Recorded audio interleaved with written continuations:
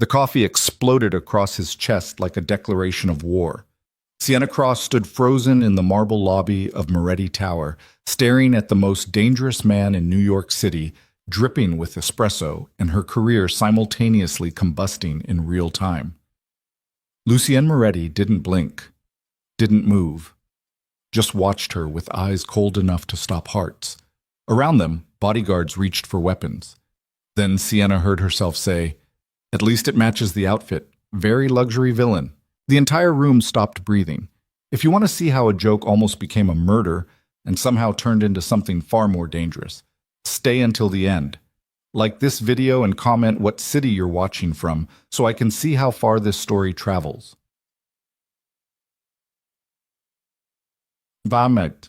The storm arrived 3 hours before Sienna's life fell apart. She'd noticed it through the taxi window on her way to Moretti Tower.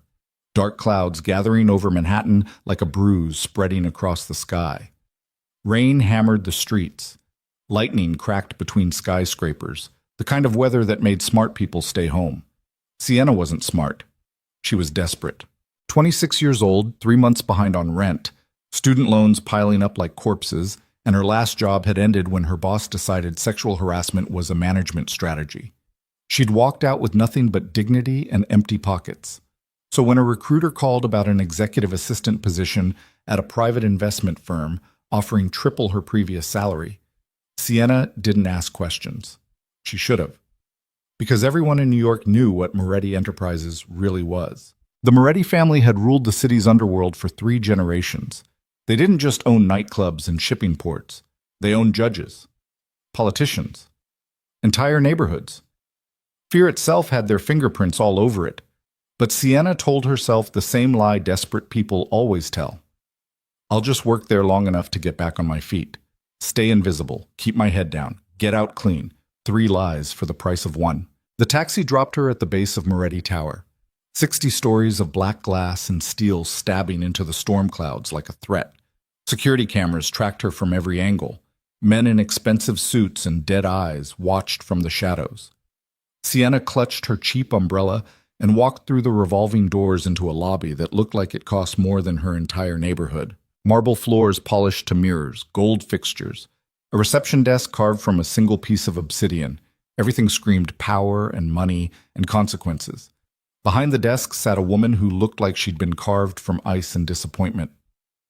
"Name," the receptionist said without looking up. "Sienna Cross. I'm starting today as 47th floor, Mr. Moretti's executive suite. Don't be late." The woman's tone said, "You're already late. You're already failing. You're already gone." Sienna rode the elevator alone, watching the numbers climb while her reflection stared back from the polished walls. She looked exactly like what she was, broke, scared, wearing a suit she'd bought at a discount store and shoes that pinched her feet. The elevator doors opened onto a hallway that felt more like a museum than an office. Original paintings on the walls, sculptures that probably cost 6 figures, thick carpets that swallowed sound. Everything whispered, "You don't belong here," in a language Sienna's bank account understood perfectly. A man in a charcoal suit materialized beside her like a ghost. Miss Cross. He was tall, early 40s, with the kind of face that had seen terrible things and done worse. A thin scar ran from his left eyebrow into his hairline. "I'm Vincent Caruso, head of security. Mr. Moretti's expecting you." "I thought I was working for his—" "You work for Mr. Moretti," Vincent cut in quietly. "Everyone here works for Mr. Moretti. Remember that." He led her through a maze of corridors where people moved like shadows. Quiet, efficient, terrified. Nobody made eye contact. Nobody smiled. The entire floor hummed with suppressed tension. They stopped outside massive double doors made of dark wood that looked older than the building itself. "Wait here," Vincent said. "Someone will brief you." Then he vanished. Sienna stood alone in the hallway, suddenly aware of how loud her breathing sounded. Her heart hammered against her ribs. Sweat gathered at the small of her back despite the aggressive air conditioning. This was a mistake. This was a massive, life-destroying mistake. But walking away meant going back to nothing. At least here she had a chance, even if that chance came wrapped in expensive suits and criminal empire. The doors opened and a woman emerged. Mid-30s, designer dress, perfect hair, eyes that calculated Sienna's net worth and life expectancy in 3 seconds. You must be the new assistant. Her tone suggested Sienna was the latest new assistant. I'm Margaret Chen, Mr. Moretti's chief operations manager. Follow me. Margaret moved like a shark through the corridors, speaking without looking back. You'll handle correspondence, schedule management, document preparation, and anything else Mr. Moretti requires. He expects perfection. He does not tolerate excuses, delays, or mistakes. Your predecessor lasted 6 days before she quit. The one before that made it 3. What happened to them? Margaret stopped so suddenly Sienna almost crashed into her. They couldn't handle the pressure. She turned and her smile was sharp enough to draw blood. Can you? Before Sienna could answer, Margaret thrust a tablet into her hands. Mr. Moretti has a standing meeting at 9. He takes his coffee black, no sugar, temperature between 160 and 170 degrees. Get 2. 1 for him, 1 for his associate. The cafe is on the ground floor. You have 8 minutes. Then she disappeared into an office, leaving Sienna alone with impossible instructions and a ticking clock. 160 to 170 degrees. Black. No sugar. 8 minutes. Sienna ran. She sprinted back through the corridors, jabbed the elevator button like it owed her money, and rode down 47 floors while mentally calculating whether she could actually pull this off. The ground floor cafe was tucked behind the main lobby. All exposed brick and artisan bullshit designed to make you forget you were buying coffee in a building owned by organized crime. 2 black coffees, Sienna gasped at the barista, between 160 and 170 degrees. The barista stared at her like she'd just asked for the moon in a cup. We don't measure temperature. Please, Sienna interrupted. My entire life depends on this coffee being the correct temperature. Something in her voice must have registered as genuine desperation because the barista nodded and got to work. 4 minutes later, Sienna had 2 cups and 0 confidence. She rushed back toward the elevators, weaving between employees who moved aside like she was radioactive. The marble floor gleamed under the lobby's harsh lights. Rain hammered the windows. Thunder rolled through the building's steel bones. Sienna was 3 steps from the elevator when her cheap shoe caught on absolutely nothing. Time stretched. The cups flew from her hands in a spray of scalding black coffee that arced through the air like a curse with her name on it. And standing directly in its path was a man who made the storm outside look gentle. Lucien Moretti. Sienna knew his face from news articles and whispered warnings. He was younger than she expected, maybe 35, but he wore power like most men wore cologne. Tailored black suit that probably cost more than a car. Silver watch that could have paid her rent for a year. Dark hair swept back from a face carved from ice and violence. But it was his eyes that stopped her heart. Cold, calculating. The kind of eyes that had watched men beg and die and felt nothing. And now those eyes watched coffee explode across his chest in slow motion. The impact was almost beautiful. Dark liquid spreading across expensive fabric, dripping down his silk tie, pooling in the folds of his jacket. The entire lobby froze. Guards reached for weapons. Employees backed away like Sienna had just triggered a bomb. Even the rain outside seemed to pause in anticipation. Lucien Moretti stood perfectly still, coffee dripping from his suit, his expression unreadable as carved stone. Sienna's mind went blank with panic. Say something. Apologize. Beg. Run. Instead, her mouth opened and pure terror came out disguised as sarcasm. At least it matches the outfit. Very luxury villain. The words hung in the air like suicide notes. Vincent materialized beside Lucien, one hand inside his jacket where everyone knew the gun lived. Other guards closed in, forming a wall of muscle and barely contained violence. Lucien raised one hand. Everyone stopped moving. He looked down at his ruined suit, then up at Sienna, then back at the coffee soaking through thousands of dollars worth of Italian tailoring. When he finally spoke, his voice was quiet, controlled, more terrifying than shouting. What's your name? Sienna Cross. Her voice shook. I'm your new... I know who you are. He stepped closer. Coffee dripped from his tie onto the marble. Do you know who I am? Yes. Then you understand how serious a mistake you just made. It wasn't a question. Sienna's hands trembled, her pulse hammered in her ears. Every instinct screamed at her to run, but her legs had turned to concrete. I'm sorry, she managed. I'll pay for the dry cleaning, or the suit, or your funeral expenses after you kill me. Whatever seems fair. Someone in the crowd made a sound that might have been a strangled laugh before choking it off. Lucian studied her with an intensity that felt like a physical weight, like he was reading every secret she'd ever kept, every lie she'd ever told, every desperate choice that had brought her to this moment. You think this is funny? He asked softly. No. Sienna's voice cracked. I think I just destroyed my career and possibly my life before 9 in the morning, which has to be some kind of record. Another beat of terrible silence. Then Lucien did something nobody expected. He smiled. Not a warm smile. Not friendly. But there was something almost amused in the curve of his mouth, like he'd just witnessed something rare and unexpected in a world that rarely surprised him anymore. Vincent, Lucien said without looking away from Sienna. Take her upstairs, get her cleaned up, then bring her to my office. Vincent stepped forward. Sir, perhaps now. The single word carried enough weight to crush buildings. Vincent grabbed Sienna's arm and pulled her toward the elevators while the crowd dispersed like smoke. She stumbled along in a daze, her mind spinning. He didn't kill me. He didn't fire me. He smiled. What the hell just happened? The elevator doors closed and Vincent finally released her arm. You, he said quietly, are either the luckiest person I've ever met or the dumbest. Possibly both. What happens now? Vincent's expression suggested the answer was nothing good. Now you meet with Mr. Moretti, in his office, alone. And Miss Cross? He looked at her with something that might have been pity. Whatever you do, don't make him laugh again. Last person who did that ended up in the Hudson River. The elevator climbed toward the 47th floor, while Sienna's stomach dropped toward the basement. Lucian's office was less an office and more a throne room overlooking Manhattan. Floor-to-ceiling windows framed the storm-dark city like a painting of power and conquest. A desk made from a single piece of black walnut dominated the space. No computer, no clutter, just a phone that probably connected directly to Hell's customer service line. Lucian stood at the windows with his back to her, holding a fresh cup of coffee. He'd changed into a new suit identical to the one she'd destroyed. The ruined one was nowhere to be seen, probably already burned or buried or whatever crime lords did with coffee-stained evidence. Sit, he said without turning around.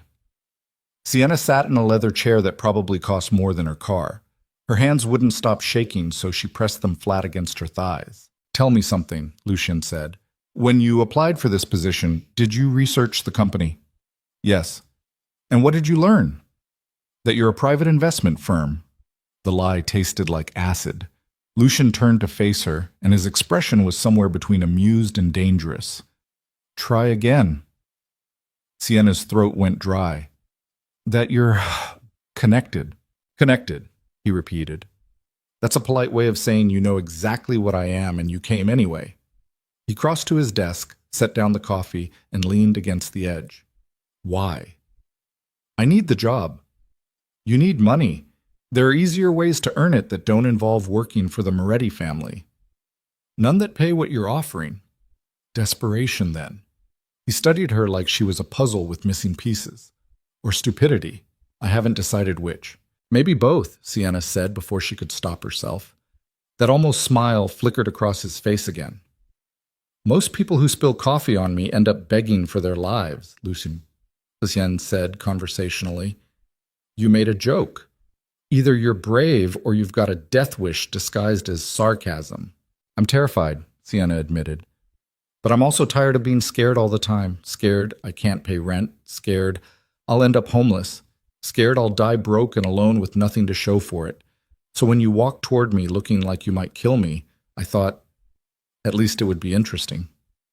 The words hung between them like a confession. Lucien picked up his coffee, took a slow sip, then set it down precisely in the center of a leather coaster. You're not what I expected, he said finally. That good or bad? I haven't decided that either. He pushed off the desk and moved to the windows again, hands in his pockets, silhouetted against the storm. Here's what's going to happen. You're going to work for me. Not as an assistant. I have enough people fetching coffee and managing schedules. You're going to be my problem solver. Sienna blinked. I don't understand. This organization has a lot of moving parts. Business ventures, investments, personnel issues, things fall through cracks. Problems get ignored until they become disasters. I need someone smart enough to spot those problems early and brave enough to tell me the truth when everyone else is too scared. He glanced back at her. You just proved you can do both. By ruining your suit? By not pretending it didn't happen? By making a joke instead of lying or running? By sitting in that chair right now even though you're terrified? Lucian turned fully to face her. Most people I employ fear me so much they become useless. They tell me what I want to hear instead of what I need to know. But you, he tilted his head slightly. You're scared, but you're not paralyzed by it. That's rare. Sienna's mind raced. This wasn't how she thought this conversation would go. She'd expected to be fired, or worse. What kind of problems? She asked carefully. The kind that don't get solved with bullets or bribes? The kind that require someone who can think instead of just following orders? He picked up a folder from his desk and tossed it to her. Start with that. Sienna caught it awkwardly and flipped it open.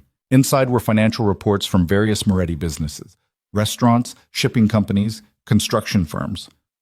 All legitimate on paper, probably less legitimate in practice. Those are employee satisfaction surveys, Lucien said. Complaints, concerns, the kind of thing my managers usually ignore because they're too busy making money to care if the people under them are suffering. Sienna scanned the pages. Low pay. No benefits. 16-hour shifts. Managers skimming wages.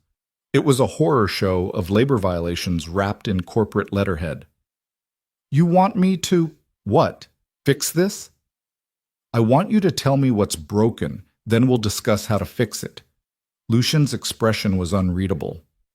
I built this empire on loyalty, but loyalty doesn't last when you treat people like disposable machinery. Someone forgot that. I need you to remind them. It was possibly the strangest job description Sienna had ever heard. And if your managers don't like me poking around their operations, then they'll learn to deal with it. His voice dropped into something darker. You report to me, not them, not anyone else. If someone gives you trouble, you tell me. I'll handle it. The unspoken threat hung in the air like smoke. Sienna looked down at the folder again. This was insane. She'd walked into this building expecting to file paperwork and answer phones. Now she was being handed institutional problems in a criminal organization and told to solve them. But something about it felt right in a way nothing else had in months. Maybe years. Okay, she said quietly. Lucien raised an eyebrow. Just like that? You're paying me more than I've ever made to point out when people are being terrible. Honestly, that sounds like the job I was born for. That almost smile appeared again, lasting a full second this time before disappearing behind his usual mask of controlled power. Vincent will set you up with an office and system access. You start tomorrow. Lucien moved back to his desk and sat down, picking up a phone. And Miss Cross? Yes? His eyes locked onto hers. Dark, intense, impossible to read. Next time you bring me coffee, try not to wear it. Eek. Sienna spent the rest of the day in a daze. Vincent gave her a quick tour. Offices, conference rooms, the executive dining room where the city's most dangerous people ate catered lunches and discussed crimes over tiramisu. Her new office was actually a small conference room on the 46th floor with a desk, computer, and a view of the building across the street. She logged into the system Vincent set up and started digging through files. The deeper she went, the uglier it got. Drivers working for Moretti Transport hadn't received a pay increase in 3 years, despite company profits doubling. Security teams at the family's nightclubs were pulling double shifts without overtime. Kitchen staff at Moretti-owned restaurants were reporting injuries from broken equipment that never got fixed, and the complaints went nowhere. Middle managers buried them, deleted them, threatened employees who pushed back. Sienna made notes, built spreadsheets, cross-referenced complaints with profit reports. The pattern was obvious. The organization made money by squeezing every drop of productivity from the people at the bottom, while the people at the top hoarded the rewards. It was capitalism at its worst, dressed in expensive suits and mob connections. By 6 p.m., her eyes burned and her head throbbed. She gathered her things and headed for the elevator, desperate to get home, take a shower, and process the fact that her life had become completely unrecognizable in the span of 8 hours. The elevator doors opened on the ground floor just as Lucian walked past. He stopped.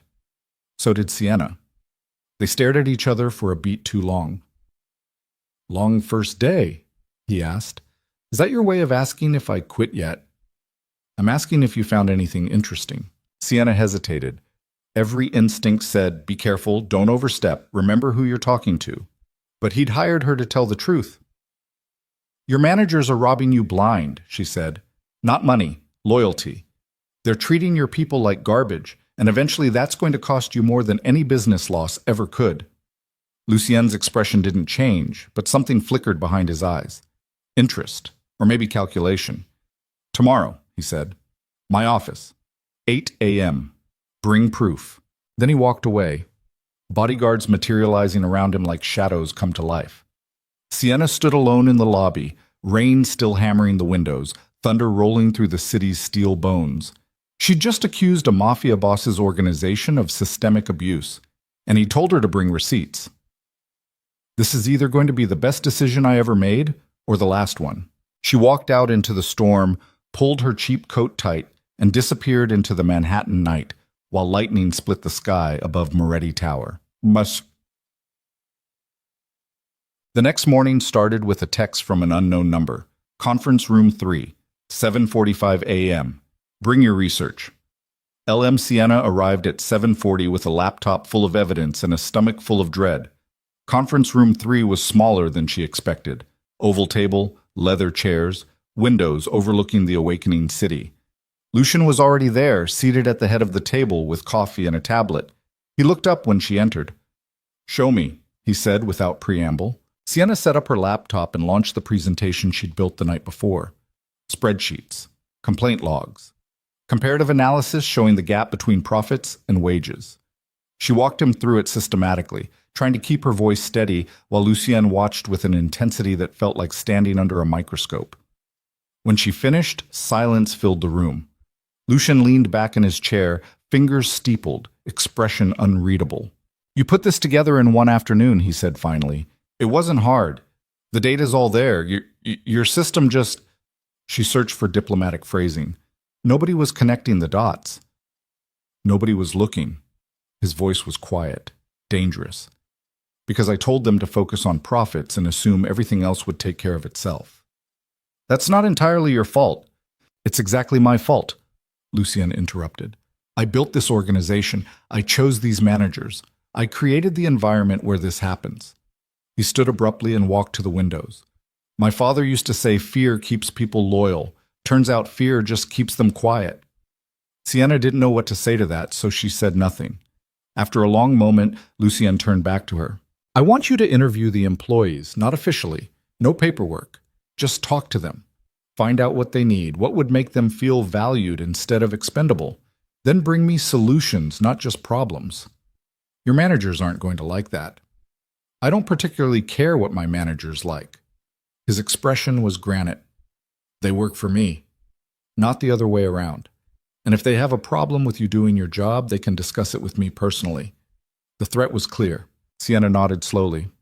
"When do I start?" "Today. Vincent will set up interviews." Lucian moved toward the door, then paused. "And Miss Cross? Don't soften the truth because you think it'll upset me. I need to know how bad this is." "Even if it's really bad?" He met her eyes, and for just a second she saw something beneath the ice, something almost human. "Especially if it's really bad." Then he was gone, leaving Sienna alone with a laptop full of evidence and a job that had just become exponentially more dangerous. Because she wasn't just working for the Moretti family anymore. She was working against the people who ran it. The interviews started that afternoon. Vincent escorted her to a small office in the basement where employees filtered in one at a time, nervous and suspicious. A driver named Marcus told her about working 70-hour weeks with no overtime and a manager who threatened to fire anyone who complained. A security guard named Elena described pulling triple shifts while recovering from a broken arm because the company refused to pay for temporary replacements. A restaurant cook named David whispered about kitchen equipment held together with duct tape and prayers while the manager drove a brand new Mercedes. Every story was the same.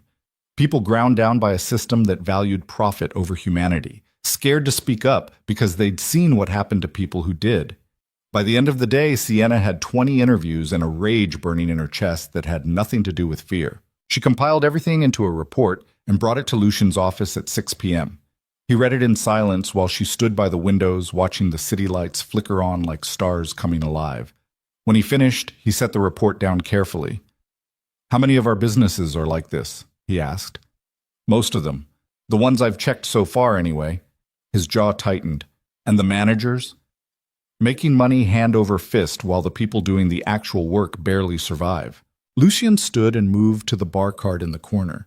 He poured 2 fingers of whiskey into a crystal glass, drank it in one swallow, then poured another. "My father built this empire on fear," he said quietly. "When people feared him, they obeyed. When they obeyed, we prospered. I inherited that philosophy like I inherited everything else." He turned to face her. "But fear doesn't build loyalty. It builds resentment, and resentment eventually becomes betrayal. So what do you want to do about it?" Lucian was quiet for a long moment. "I want to fix it," he said finally. "All of it. Starting with the worst offenders." He set down the glass. "Give me names, the managers who are the biggest problems. We'll start there." Sienna pulled up a list on her laptop. Anthony Ricci at Moretti Transport, Maria Santos at the restaurant group, Victor Chen at the nightclub security division. They're the worst. "Okay." Lucien's voice had gone cold, calculated. "Set up a meeting with all 3, tomorrow morning. Tell them it's mandatory." "And then what?"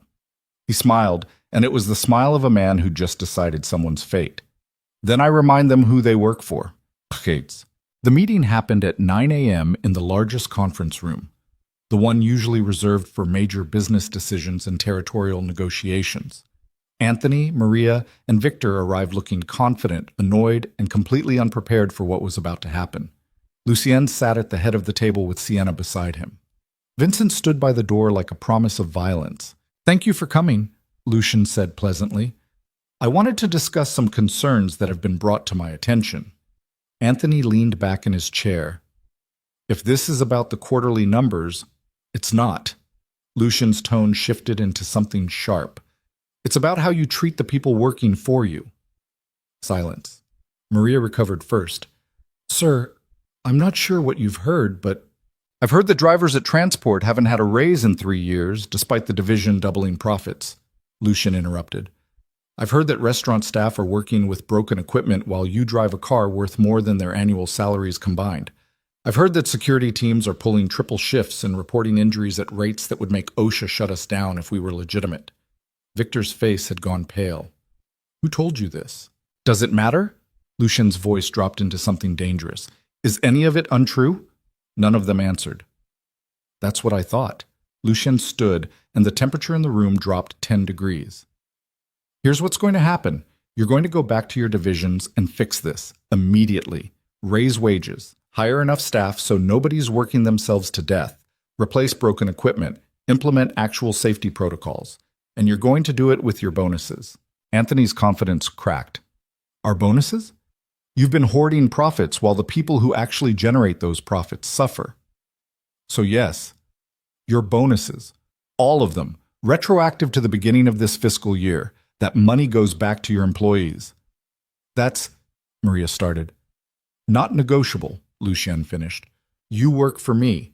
I just gave you an order. The only acceptable response is yes, sir." A beat of stunned silence. Then Anthony made a mistake. "With all due respect, sir, this is going to cost us—" Lucien moved so fast Sienna barely saw it. 1 second he was standing at the head of the table. The next he was in front of Anthony with his hand wrapped around the man's throat, slamming him back against the leather chair. Vincent didn't move. Neither did Sienna, though her heart tried to punch through her rib cage. "Let me be very clear," Lucien said quietly, his face inches from Anthony's. "This organization exists because people are willing to die for it, not because I pay them, not because I threaten them, because they believe in something larger than themselves. But belief dies when you treat them like disposable garbage. So you're going to fix this. Or I'm going to find someone who will. Do you understand?" Anthony nodded frantically, his face turning purple. Lucien released him and stepped back, straightening his cuffs like nothing had happened. "Get out," he said calmly. "All of you. And if I hear one more complaint about any of your divisions, we'll have this conversation again. Except next time, it won't be in a conference room." The three managers scrambled out like rats fleeing a sinking ship. When the door closed, Sienna finally let out the breath she'd been holding. That was... She searched for words. Intense. Lucien returned to his seat and picked up his coffee like he hadn't just threatened murder over employee benefits. "They needed to understand the stakes," he said simply. "And if they don't fix it? Then Vincent handles it." He glanced at his head of security. "Won't you?" Vincent's smile was all teeth and no warmth. "With pleasure, sir." Sienna realized with a jolt that she'd just witnessed something most people never saw, the moment when a criminal empire decided to evolve or die, and she was standing in the middle of it. In time, word spread through the organization like wildfire. By the end of the week, drivers at Transport received raises and overtime pay. Restaurant equipment got replaced. Security staffing doubled. Managers who'd been untouchable for years suddenly found themselves accountable, and everyone knew why. Because Lucien Moretti's new problem solver had pointed out the rot, and the boss had decided to cut it out. Sienna became both a hero and a target. Lower-level employees approached her in hallways, thanking her quietly, telling her stories of lives genuinely improving for the first time in years. But managers looked at her with barely concealed hatred. She'd cost them money, power, the ability to exploit people without consequences, and in an organization built on violence that made her dangerous. One night, working late, Sienna returned to her office to find a note on her desk. "Stay in your lane or learn to swim." A friend. Her hands shook as she picked up the paper. It wasn't signed, didn't need to be. The threat was clear enough. She should have been terrified, should have walked straight to Lucien's office and demanded protection. Instead, she crumpled the note and threw it in the trash. Because somewhere between spilling coffee and dismantling systemic abuse, Sienna Cross had stopped being scared. She'd started being angry. And anger, she was learning, was so much more useful than fear. 2 weeks into her new role, Lucien called her into his office at midnight. She found him standing at the windows, drink in hand, tie loosened, looking more human than she'd ever seen him. "Can't sleep?" she asked. "Rarely do." He didn't turn around. "I've been reading your latest reports, the improvements, response rates, satisfaction scores." "It's working," Sienna said. "People feel heard, valued. They're working harder because they actually care now." "Yes." He took a slow sip of whiskey. "My father would have hated it. He believed generosity was weakness. That loyalty had to be beaten into people like a lesson they'd never forget." "What do you believe?" Lucien finally turned to face her, and his expression was complicated, tired, conflicted, almost vulnerable. "I believe I've been doing things his way for so long I forgot there might be another option." He set down his glass. "You're changing this organization, Miss Cross. Changing it in ways that terrify my old guard and threaten everything they've built their power on. They're not going to forgive that." "I know." "And it doesn't scare you?" Sienna thought about the note, the glares, the whispered threats. "It scares me," she admitted, "but not enough to stop." Something shifted in Lucien's expression. Respect, maybe, or recognition. "Why?" he asked quietly. "Because, for the first time in my life, I'm doing something that actually matters. I'm not just surviving, I'm making things better for people who deserve better." She met his eyes. "You gave me that chance when you could have just had me killed for ruining your suit. I'm not wasting it." The silence stretched between them, heavy with things neither of them knew how to say. Then Lucien moved closer, not threatening, just present. "You're not like anyone I've ever met," he said softly. "Is that good or bad?" "I still haven't decided," but his expression suggested he was leaning toward one answer more than the other. Sienna's breath caught. They were standing too close, the space between them charged with something dangerous and undefined. Before either of them could move, Lucien's phone rang. The moment shattered. He answered on the second ring, his expression shifting instantly back to stone. What is it? A pause. Then his voice went cold. When? Another pause. I'm on my way. He hung up and looked at Sienna. There's been an incident at one of our warehouses. Someone set fire to a shipment worth $3 million. Security footage shows it was deliberate. Inside job? That's what I'm about to find out. He grabbed his jacket. Go home, Miss Cross. Tomorrow's going to be complicated. But as Sienna headed for the elevator, something twisted in her gut. Because she'd learned enough about the Moretti organization to know one thing. Nothing was ever an accident, and everything was connected, including her. The warehouse was still burning when Lucien arrived. Orange flames licked the night sky like hungry tongues, turning the industrial district into something biblical. Black smoke poured from shattered windows. Fire trucks screamed through the streets. The air tasted like chemicals and destruction. Sienna watched from her apartment window 3 miles away as the glow painted her ceiling in shades of catastrophe. She'd ignored Lucien's order to go home.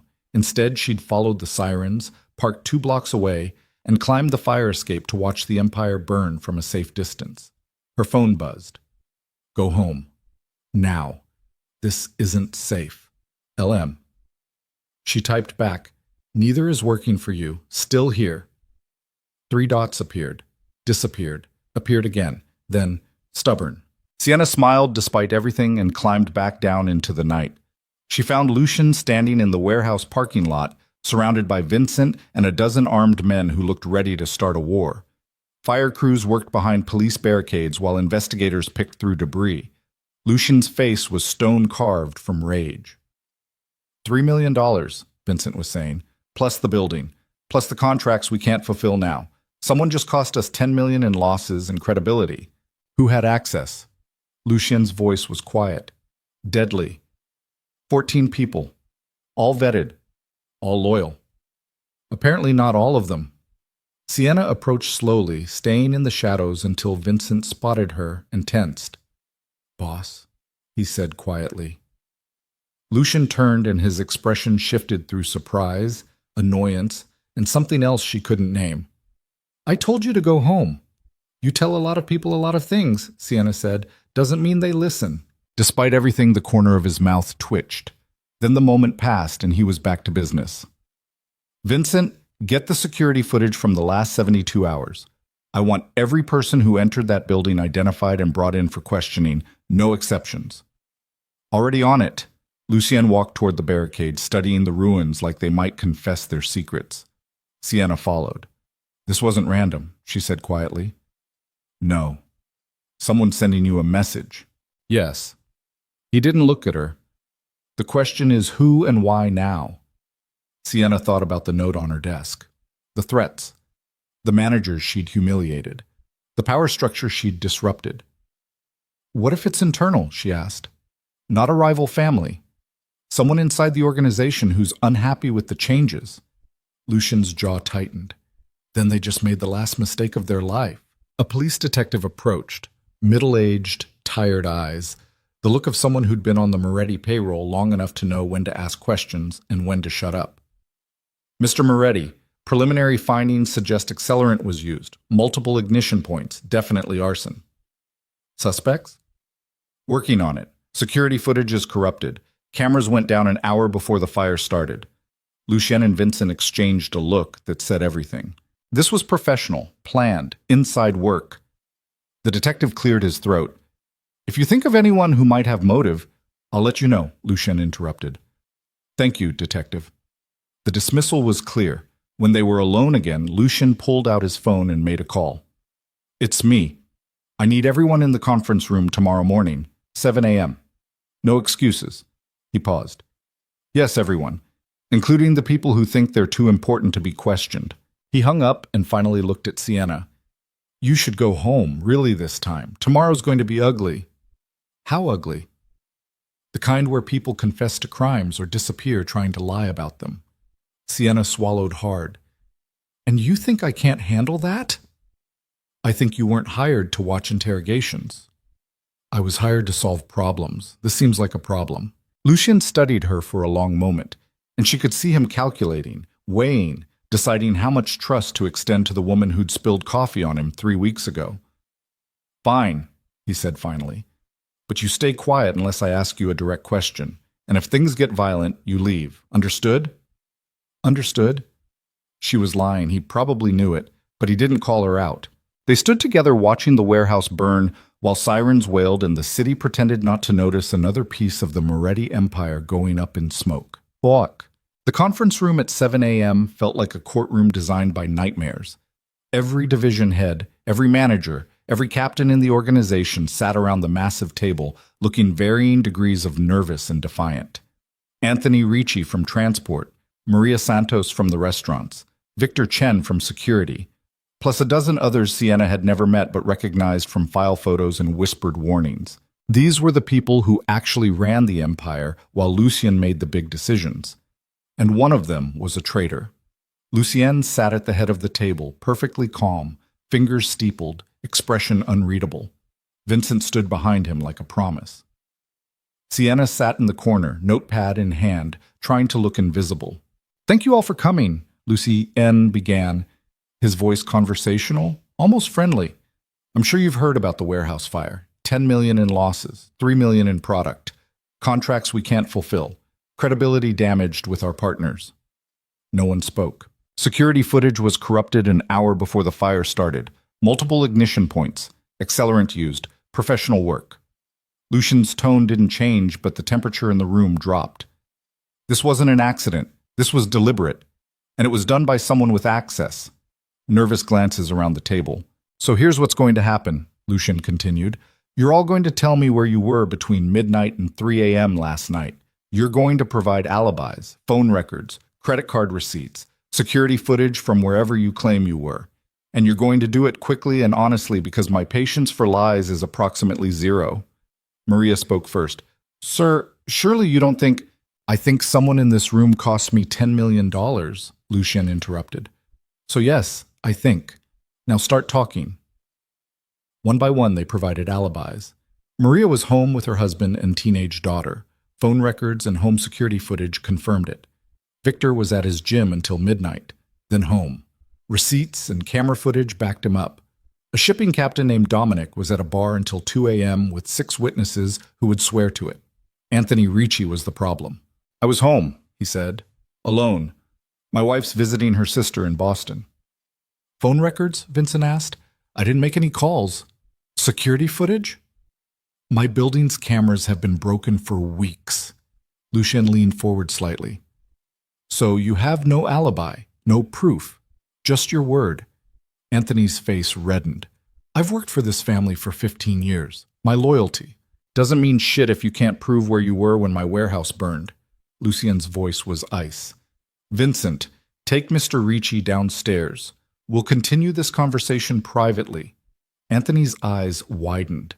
"Boss, I swear I didn't—" "Downstairs. Now." Vincent grabbed Anthony's arm and hauled him out of his chair.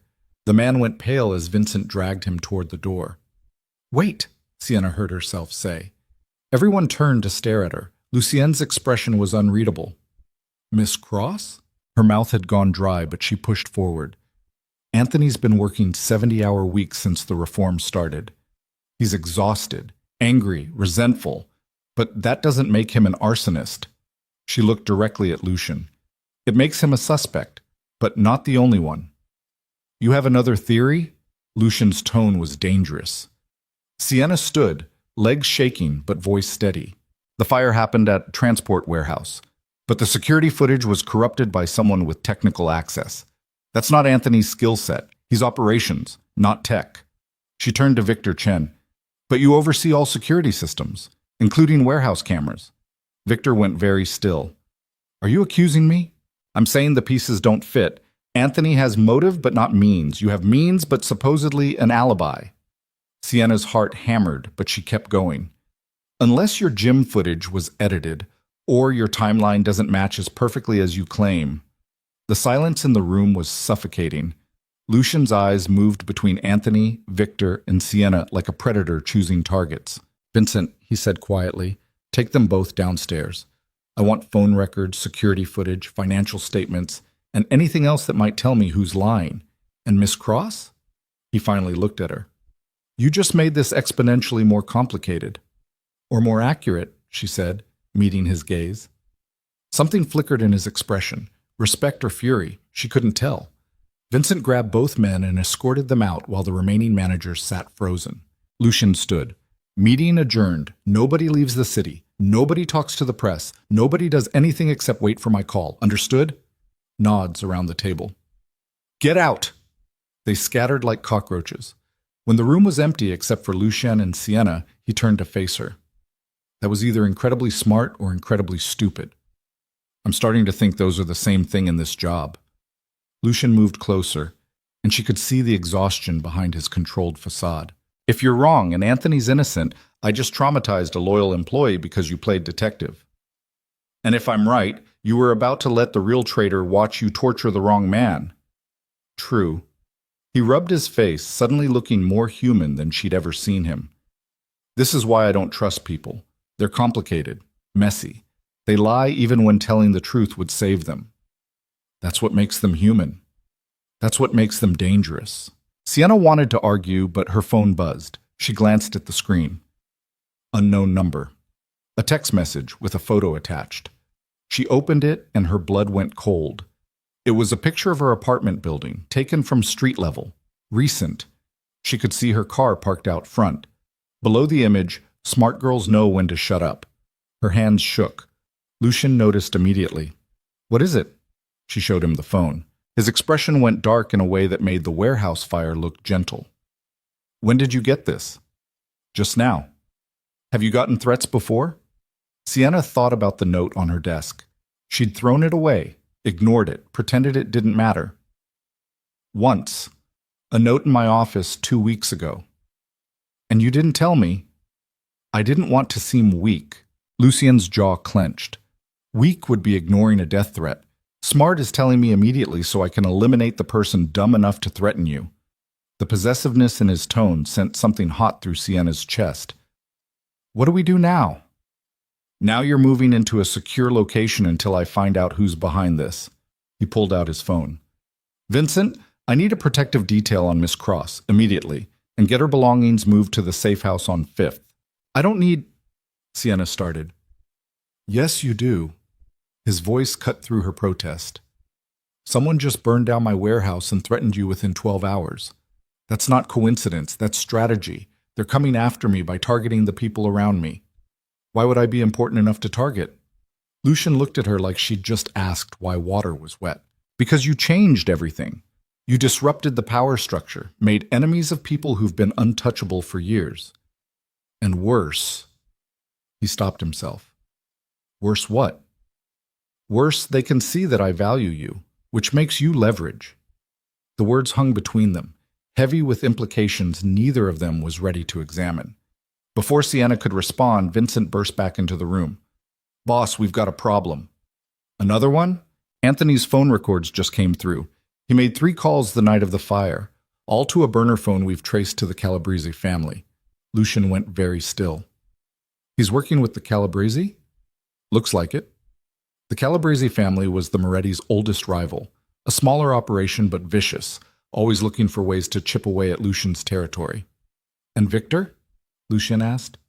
Clean. His gym footage checks out. Timeline solid. He's got no connection to the fire. Lucien looked at Sienna. You were wrong. I was trying to be thorough. You almost got an innocent man tortured because you wanted to play detective. The words hit like a slap. Sienna felt her face flush. I was trying to help. You're not qualified to help with this. You track employee complaints and fix scheduling problems. You don't investigate arson and identify traitors. His voice was cold. Stay in your lane. The dismissal was brutal. Sienna grabbed her things and walked toward the door, anger and humiliation burning through her chest. She made it 3 steps before Lucien spoke again. Wait! She stopped but didn't turn around. You were trying to protect an innocent man, he said quietly. That instinct isn't wrong. The execution was. But the instinct matters. Sienna turned slowly. Lucien looked exhausted, not just physically, but emotionally, like something inside him was cracking under pressure he'd carried for too long. I'm going to deal with Anthony, he said. Vincent will take you to the safe house. Stay there. Don't leave. Don't take risks. Let me handle this. And if whoever sent that text comes after me anyway, then they'll discover what happens when someone threatens something He stopped abruptly. Someone important to my organization. The correction was clumsy, obvious, but neither of them acknowledged it. Be careful, Sienna said quietly. Always am. It was a lie, and they both knew it. The safe house was a penthouse apartment in Midtown with floor-to-ceiling windows, leather furniture, and enough security cameras to make paranoia look reasonable. Vincent posted 2 guards outside the door and 1 in the lobby. Don't open the door for anyone except me or the boss, he instructed. Food will be delivered by our people. If you need anything, call this number. He handed her a card. And Miss Cross, the boss doesn't bring people to safe houses lightly. Whatever you think is happening between you two, it's more serious than you realize. Then he left before she could ask what the hell that meant. Sienna stood in the middle of the empty apartment, her small bag of hastily packed belongings looking pathetic against the luxury surrounding her. She pulled out her phone and scrolled through the threatening text again. Smart girls know when to shut up, but she'd never been particularly smart about knowing when to quit. She opened her laptop and started digging through files she'd been compiling. Employee records, financial discrepancies, communication logs. If someone was targeting her, they were doing it because she'd uncovered something they wanted buried. The question was what? Hours passed, coffee went cold. The city lights outside shifted from afternoon sun to evening glow to midnight darkness. And then Sienna found it. Buried in Transport Division financial records was a pattern of off-book payments. Small amounts, spread across months, easy to miss unless you were looking. And they all traced back to accounts connected to the Calabrese family. Anthony hadn't just burned down the warehouse. He'd been selling information to the Moretti's biggest rival for months. Sienna grabbed her phone and called Lucian. He answered on the first ring. It's midnight. This better be... Anthony wasn't just an arsonist. He's been feeding intel to the Calabrese for months. Financial records, shipping schedules, security protocols. Everything they'd need to dismantle you piece by piece. Silence. Then, how do you know this? I've been going through Transport Division files. There's a pattern of payments he's been hiding in operational expenses. Small enough to avoid attention, but consistent enough to add up to serious money. Send me everything you have. Already done. Another beat of silence. You're supposed to be hiding, staying safe, not investigating financial crimes at midnight. I'm not good at hiding. I've noticed. His voice softened slightly. Thank you. This helps. Where are you? Somewhere you don't need to know about. Handling Anthony. Translation. Torturing a traitor until he confessed everything. Sienna's stomach turned, but she didn't let it show in her voice. Be careful. You too. And Sienna? He paused. Lock the doors. Keep the guards close. If anything feels wrong, call Vincent immediately. I will. She hung up and sat in the dark penthouse, staring at spreadsheets full of betrayal and wondering how her life had become this unrecognizable in less than a month. A knock on the door made her jump. Miss Cross? A muffled voice from the hallway. Food delivery. She moved to the door and checked the peephole. A young guy in his 20s holding a bag from an expensive Italian place. He wore the uniform. Looked harmless. But Vincent had said food would come from our people. This guy looked nervous, too nervous. Sienna's instinct screamed wrong. She backed away from the door slowly. The knock came again. Harder. Miss Cross, your food's getting cold. She didn't answer. Silence. Then the sound of metal scraping metal. Lockpicks. Someone was breaking in. Sienna grabbed her phone and dialed Vincent while running toward the bedroom. Safe house. Someone's breaking in, not your people. Get to the panic room, behind the closet in the master bedroom. Code is 7739. I'm 2 minutes out. Sienna sprinted to the bedroom, threw open the closet, and found the hidden panel Vincent had mentioned. She punched in the code with shaking hands. The panel clicked open. Behind her, the apartment door crashed inward. Footsteps. Multiple people. Moving fast. Sienna dove into the panic room and slammed the steel door shut just as someone grabbed for her ankle. She heard them pounding on the other side. Shouting. Something that sounded like gunfire. Then silence. Sienna sat in the dark, heart hammering, phone pressed to her ear. Vincent? Stay where you are. We're clearing the apartment. More gunfire, shouting, the sound of bodies hitting the floor, then Vincent's voice through the panic room door. Miss Cross, it's me. You can come out. She opened the door slowly. The apartment was a war zone. 3 bodies on the floor, guards everywhere, blood on the expensive carpet. Vincent stood in the middle of it looking like violence was just another Tuesday. They came for you, he said simply. Calabrese family, trying to take you as leverage against the boss. Sienna's legs went weak. Are they dead? Yes. We don't take prisoners when it comes to kidnapping attempts. Before Sienna could process that, her phone rang. Lucien. She answered with shaking hands. Are you hurt?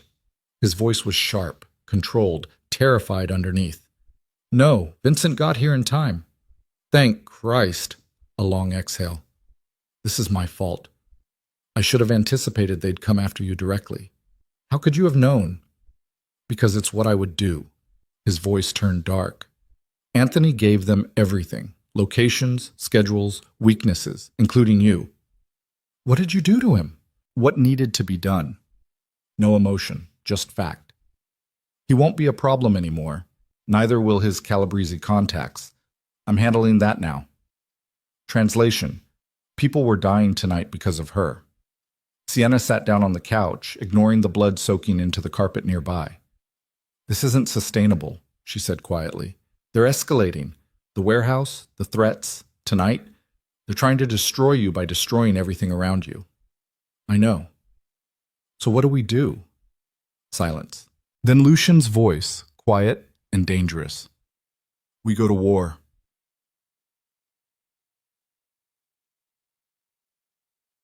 The war room beneath Moretti Tower looked exactly like its name suggested. Conference table covered in maps, surveillance photos, financial records, and enough evidence of crimes to fill a federal prosecutor's dreams. Lucien stood at the head surrounded by his most trusted people. Vincent. Marco, the enforcer. Sophia, who ran intelligence. And Sienna, who had somehow become essential to strategies that should have terrified her. The Calabrese family has been bleeding us for months, Lucien was saying. Small cuts, strategic. Anthony was their inside man, but he wasn't the only one. They've got people in our shipping operations, our clubs, probably our restaurants. We've been compromised at multiple levels. How do we flush them out? Marco asked. We don't. We let them think they're winning. Lucien looked at Sophia. Start leaking false information. Make it look credible but wrong. Shipping schedules that don't exist, financial transfers that lead nowhere. Give them just enough truth mixed with lies that they can't tell the difference. And when they act on bad intel? Vincent asked. We'll be waiting. Lucien's expression was stone. They want a war. We'll give them one, but we'll fight it on our terms. He pulled out a stack of photos and spread them across the table. Faces, locations, targets. These are the Calabrese family's key operations. 3 clubs, 2 warehouses, a shipping company, and their headquarters in Queens. He looked around the table. We're going to dismantle them, piece by piece, until they've got nothing left except the choice to surrender or die. That's going to get bloody, Marco said. Yes. Federal attention, police investigations, possible gang war in the streets. I'm aware of the risks. And you're willing to pay them? Lucien's eyes were ice. They tried to kidnap Sienna, burn my warehouse, destroy everything I've built. So yes, I'm willing to burn this entire city to the ground if that's what it takes. The raw intensity in his voice made everyone in the room go quiet. Sophia spoke carefully. Boss, with all due respect, we should consider negotiation. The Calabrese might be willing to... No. The word was final. They crossed lines you don't come back from. This ends one way. Sienna cleared her throat. Can I say something? Lucien looked at her, and his expression softened slightly. Always. What if we expose them instead of destroying them, she said. Give everything we know to the FBI. Financial records, criminal activities, connections. Let the law do what we can't do without starting a war that kills civilians. The law doesn't work against people like us, Marco said. It does if you give them enough evidence to make arrests stick. Sienna pulled out her laptop. I've been compiling information, financial trails, witness statements, documented crimes. Everything we'd need to build a federal case against the Calabrese that would destroy them legally instead of literally. Lucien stared at her. You've been building a RICO case? I've been building an insurance policy, in case this went exactly where it's going. Silence. Then Lucien started laughing, a real laugh, sharp and surprised. You've been working for me for a month and you've already got enough evidence to put our biggest rival in federal prison for life? I'm good at my job. You're terrifying, but his expression was admiration. Show me what you have. Sienna walked them through it. Financial transactions traced through shell corporations. Witness testimony from people the Calabrese had victimized. Security footage from crimes Anthony had helped document while pretending to work for them. It was comprehensive, devastating, legal. If we give this to the FBI, the Calabrese family collapses within days, she finished. No bloodshed, no civilian casualties, no gang war, just quiet arrests and life sentences. Vincent whistled low. That's actually brilliant. It's also risky, Sophia said. The FBI might use this to investigate us too. Let them, Lucien said. We've been cleaning up our operations, going legitimate where it matters. They'll find enough questionable activity to watch us, but not enough to prosecute. He looked at Sienna. You did this. I did my job. You did more than that. He turned to the others. Start preparing the handoff. I want this delivered to the FBI by tomorrow night. Anonymous tip. Untraceable. Perfect. The meeting dissolved into logistics planning. When everyone else left, Lucien seats and Sienna stood alone in the war room, surrounded by evidence of violence they'd chosen not to commit. You saved a lot of lives tonight, Lucien said quietly. I just found a smarter way to win. That's the same thing. He moved closer. You keep surprising me. Is that still good or bad? It's becoming dangerous. For who? Lucien looked at her with an intensity that made her breath catch. For me. Because I'm starting to realize how much I need you, not just for the organization, for... His phone rang. They both jumped like they'd been caught doing something forbidden. Lucien answered, his expression shifting immediately to stone. What?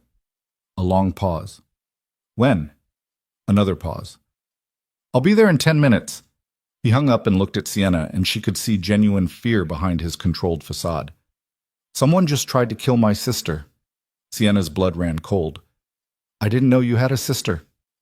Nobody does. I've kept her out of this life, protected, hidden. And somehow the Calabrese found her anyway. Is she, She's alive, but they came close. His hands clenched into fists. This isn't just business anymore. This is personal. They went after family. What do you need me to do? Lucien grabbed his jacket. Stay here. Work with Vincent to finalize the FBI handoff. I need to make sure my sister's secure. Luciana... He turned at the door, and for the first time since she'd met him, she saw the mask crack completely. If anything happens to her because of this war, I'm burning the Calabrese family to ash regardless of your evidence. Understood? It wasn't a question. Understood. He left. Sienna stood alone in the war room, staring at maps and photos and evidence, realizing with crystal clarity that she'd fallen into something far deeper and more dangerous than a job. She'd fallen into Lucien Moretti's life, and there was no clean way out. Her phone buzzed. Another unknown number. Another photo. This time it was Lucien's sister, young, maybe early 20s, being escorted by guards into a black SUV. Below the image, tell your boss to back off. Or next time we won't miss. Sienna's hands shook as she forwarded the message to Lucien. His response came 30 seconds later. They just signed their own death warrant, and Sienna knew with absolute certainty that the war she'd tried to prevent was about to explode into something none of them could control. Because Lucien Moretti protected what was his. And somewhere in the last few weeks, without either of them meaning for it to happen, Sienna had become part of that category. The next 72 hours were chaos, wrapped in violence and sealed with fear. The FBI received an anonymous package containing enough evidence to justify immediate raids on Calabrese operations. Arrests happened at dawn. News crews captured everything. But the Calabrese fought back. A Moretti nightclub got firebombed. 3 guards ended up in the hospital. A shipping container full of merchandise disappeared from the port. And through it all, Sienna worked from the safe house, coordinating logistics, tracking retaliation, trying to minimize damage while watching Lucian transform into something darker than she'd ever seen. He barely slept, barely ate, moved through the organization like a storm system, making decisions with brutal efficiency and zero tolerance for failure. His sister was moved to a location so secure even Vincent didn't know where it was, and Lucian stopped pretending there was any distance between him and Sienna. He called her at midnight just to hear her voice, texted her updates constantly, showed up at the safe house at 3 a.m. just to make sure the guards were alert. "You should sleep," she told him during one of those visits. They were standing in the kitchen. Rain hammered the windows. The city glowed beyond the glass like a circuit board of human ambition. "Can't," Lucian said. He leaned against the counter, exhaustion carved into every line of his face. "Every time I close my eyes, I see my sister's face when they almost got to her. Or your face when I found out they tried to kidnap you. Or the warehouse burning. Or Anthony's betrayal. It all just—" He stopped, rubbed his face. "It all cycles." Sienna moved closer without thinking. "You can't control everything." "I have to." "Why?" "Because if I don't, people die. People I'm responsible for. People I—" He looked at her, and something vulnerable cracked through. "People I care about." The air between them went electric. "Lucien, I know what you're going to say, that this is complicated, that I'm your boss, that we're in the middle of a war, that getting involved would be reckless and stupid and potentially fatal for both of us. Actually, I was going to say you look like hell and should sit down before you collapse." He laughed, sharp, surprised, genuine. Then he did collapse, sliding down the cabinet to sit on the kitchen floor like a man who'd finally run out of strength to pretend. Sienna sat beside him. They didn't touch, didn't speak, just existed in the same space while the storm raged outside and the war raged beyond the walls. Finally, Lucian said quietly, "I wasn't supposed to care about you." "What?" "When you spilled coffee on me, I thought you were interesting, a distraction, someone who might make the Empire run smoother, but I wasn't supposed to—" He stopped. "I have rules about not letting people get close, about keeping everything professional and controlled, and you shattered every single one of them without even trying." Sienna's heart hammered. "Is that a problem?" "Yes." He looked at her. "Because if they figure out how important you are to me, they'll never stop coming after you. The Calabrese, future rivals, anyone who wants leverage. You'll be a target for the rest of your life." "I'm already a target. Not like you would be if people knew—" He stopped again. "Knew what?" Lucien turned to face her fully, and his eyes were raw with something she'd never seen before. Honesty, complete and terrifying honesty. "Knew that I'm in love with you," he said, "and that scares me more than bullets or betrayal or losing the Empire. Because I can fight those things, but I don't know how to fight what I feel when you walk into a room." Sienna forgot how to breathe. Before she could respond, Vincent's voice came through Lucien's phone on speaker. "Boss, we've got a situation. The Calabrese just broke one of their guys out of federal custody during transport. We're tracking them now, but—" Lucien was on his feet instantly, the vulnerable man replaced by the ruthless boss. "Where?" "Heading toward Queens. Looks like they're regrouping at their headquarters." "Good." Lucian's voice went cold. "Let them gather. Makes it easier to end this in one move." He hung up and looked at Sienna. "I have to go." "Let me come with you." "Absolutely not." "Lucien, what?" "No." He grabbed her shoulders, and his grip was iron. "This is going to get bloody. I'm about to do things you shouldn't see, things I don't want you to associate with me, so you stay here, stay safe. And when this is over—" "When this is over what?" He pulled her close, pressed his forehead to hers, and whispered, "When this is over, I'm going to figure out how to keep you without getting you killed." Then he was gone, leaving Sienna alone in the safe house, with her heart shattered and rebuilt simultaneously, and absolutely no idea what happened next. Except she knew one thing with absolute certainty. She was in love with Lucien Moretti too, and that meant Sienna lasted exactly 20 minutes before breaking every promise she'd just made. She couldn't sit in the safe house knowing Lucien was walking into something that might kill him. Couldn't pretend the confession he'd whispered against her forehead hadn't rewired every circuit in her brain. Couldn't be the person who stayed behind while the man she loved went to war. So she grabbed her coat, slipped past the guards during a shift change, and took a taxi to Queens with her heart hammering and her hands shaking and absolutely zero plan beyond getting there. The Calabrese headquarters was a warehouse in an industrial district that looked like the set of every crime movie ever made. Rusted metal, broken windows, security cameras that probably didn't work. The kind of place where bodies got buried and nobody asked questions. Sienna paid the driver and watched from across the street as black SUVs surrounded the building. Lucien's people, armed, ready. She should have stayed in the taxi, should have turned around, should have done literally anything except what she did next. She crossed the street and walked directly toward Vincent, who spotted her and looked like he'd just witnessed his own death. "What the hell are you doing here?" "Where's Lucienne?" "Inside. Negotiating or murdering. Possibly both." Vincent grabbed her arm. "You need to leave. Now. Before—" Gunfire erupted from inside the warehouse, not the controlled pop of single shots, the sustained roar of automatic weapons. Glass exploded. Metal screamed. People shouted. Vincent shoved Sienna behind a car and pulled his weapon. "Stay here. Don't move. If anything happens to me, run." Then he disappeared into the chaos with 6 other guards. Sienna crouched behind the car, pulse hammering in her ears, trying to process what she'd just walked into. More gunfire. A scream. Something that sounded like an explosion. Then silence.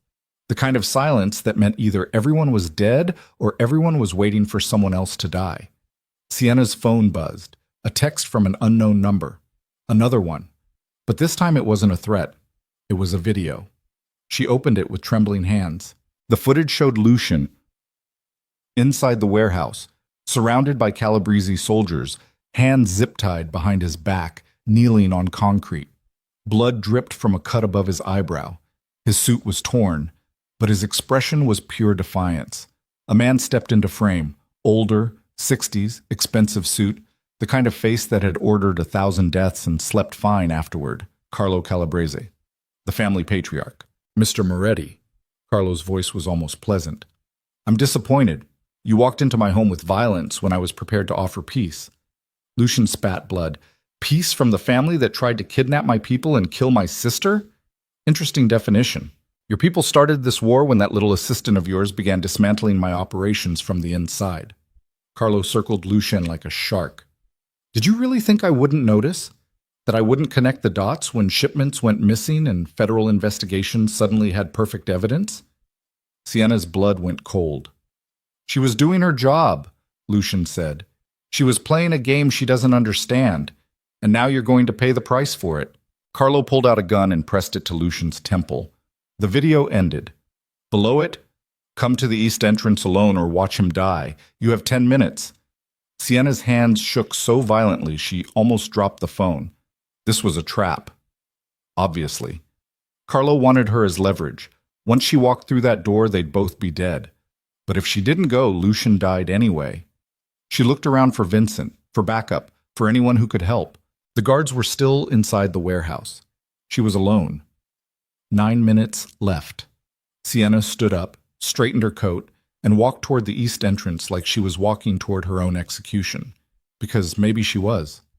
The door was unlocked. She pushed it open and stepped into darkness that smelled like oil and rust and violence.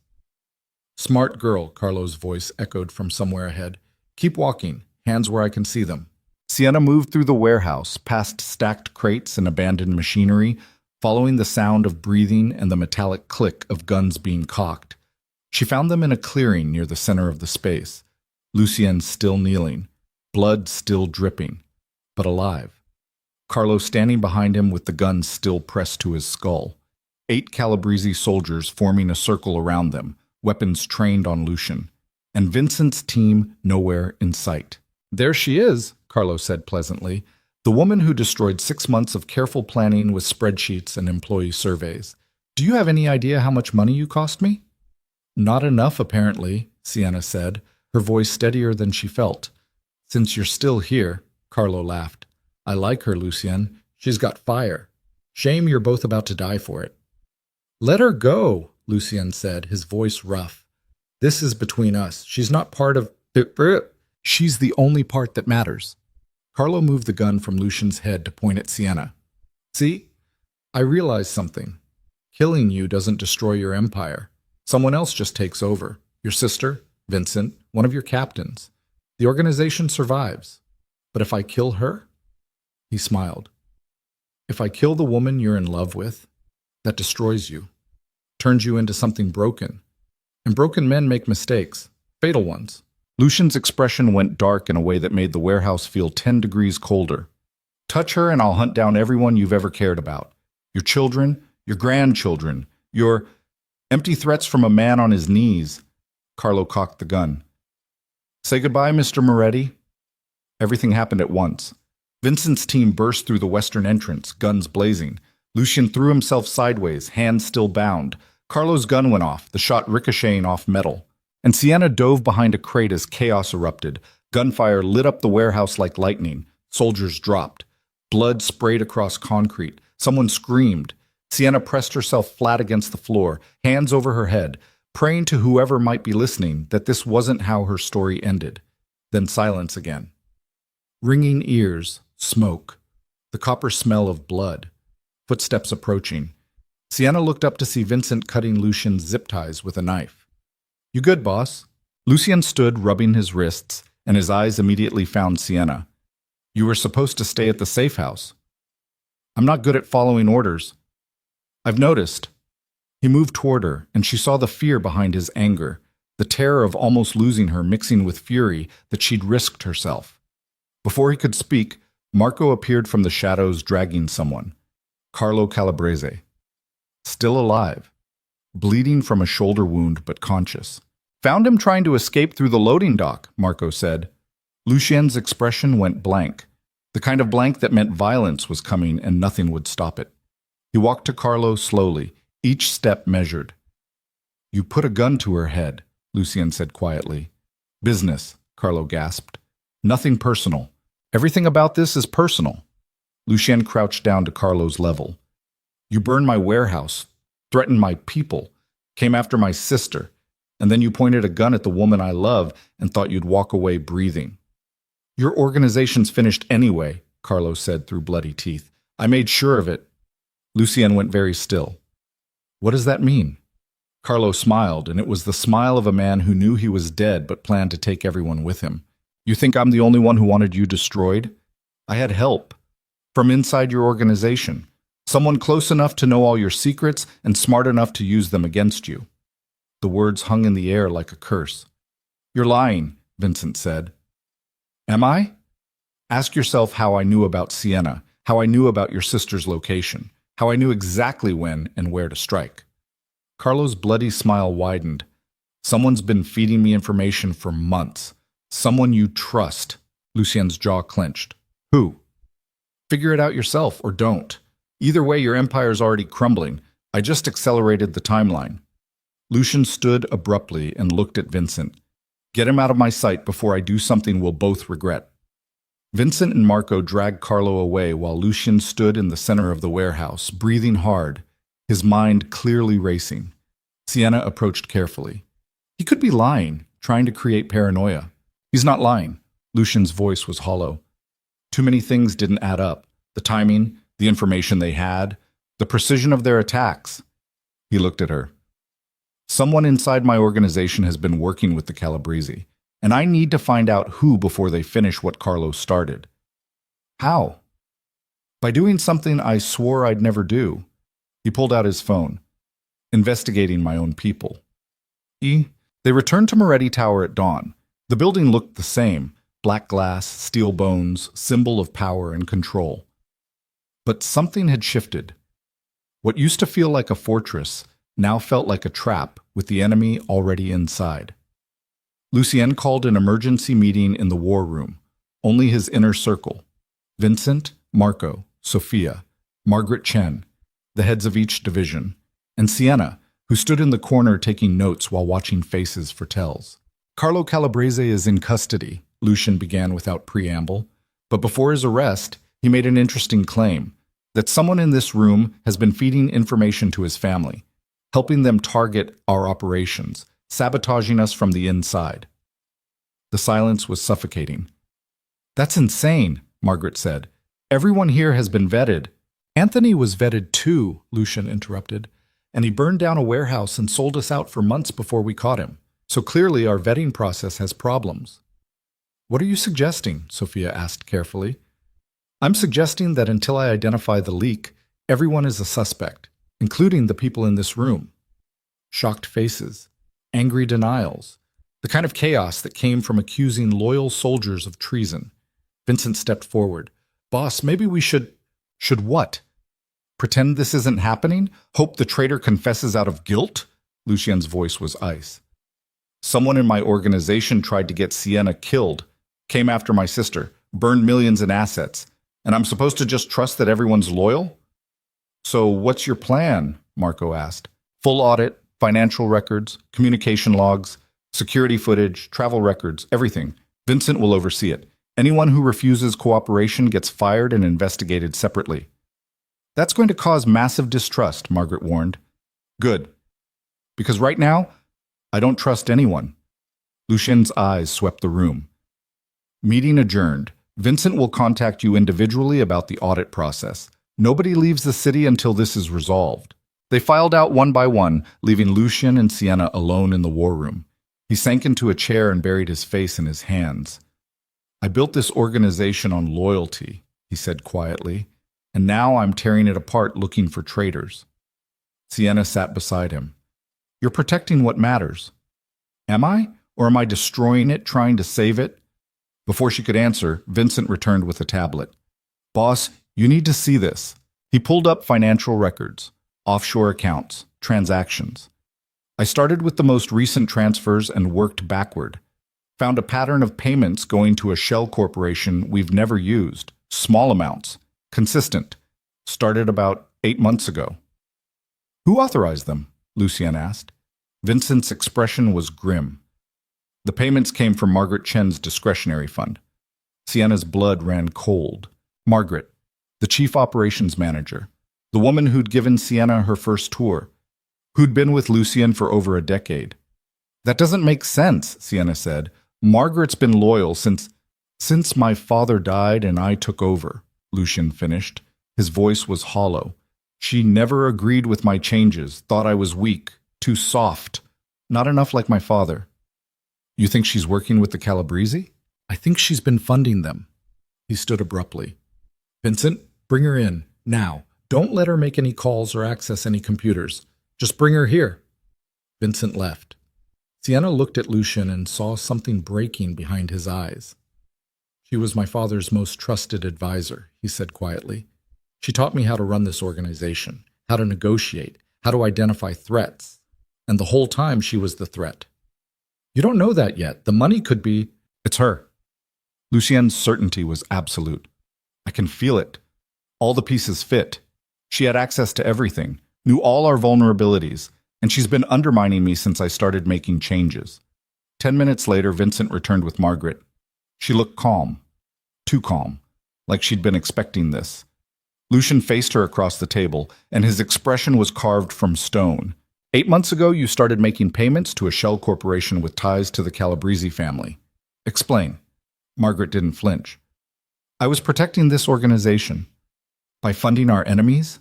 By funding the people who would have destroyed you anyway if I hadn't given them just enough to keep them satisfied. Her voice was steady, cold. You've been dismantling everything your father built, going legitimate, treating employees like family instead of assets, acting like we're running a charity instead of a criminal empire. So you decided to betray me? I decided to preserve what matters. The real power. The real empire. Not this sanitized version you're trying to build with your little assistant playing social worker. Sienna felt the insult like a slap, but kept quiet. Lucien's hands clenched into fists. You gave them information that almost got Sienna killed. That almost got my sister killed. That burned down a warehouse and cost us millions. Acceptable losses. Margaret's tone didn't change. In exchange for keeping the Calabrese from launching a full-scale war, they wanted blood. I gave them controlled damage instead. You gave them targets. I gave them distractions. Ways to hurt you that wouldn't destroy the organization. But then you had to escalate.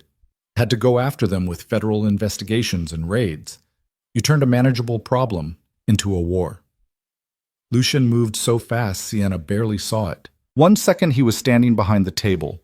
The next he had Margaret slammed against the wall, forearm across her throat. "You betrayed me," he said, voice deadly quiet. "For months, while pretending loyalty, while sitting in meetings and making decisions, while watching me trust you." Margaret's expression didn't change even with a forearm cutting off her air. "Your father would have done the same thing in my position. He understood that power requires sacrifice. That sentiment is weakness. Lucian pressed harder. "My father was a monster who died alone because nobody actually loved him. They feared him, obeyed him, but nobody mourned when he was gone. Is that the empire you want? One built on fear and betrayal? It's the empire that survives. Not anymore." Lucien released her and stepped back. "Vincent, take her to holding. I'll decide what to do with her later." Margaret straightened her jacket calmly. "You're making a mistake. The organization needs someone who understands how power actually works, not this fantasy version where criminals pretend to have hearts. Get her out of my sight." Vincent grabbed Margaret and escorted her out. When they were gone, Lucien stood in the empty war room, breathing hard, looking like a man who'd just watched his entire foundation crack. Sienna moved to him slowly. "I'm sorry." "For what?" "For being the reason she betrayed you. If I hadn't pushed for changes, stop." He turned to face her. "Margaret betrayed me because she valued the old ways more than loyalty. That's not your fault. That's hers. And mine for not seeing it sooner." "What happens now?" Lucien was quiet for a long moment. "Now I figure out how to rebuild an organization that just lost one of its pillars.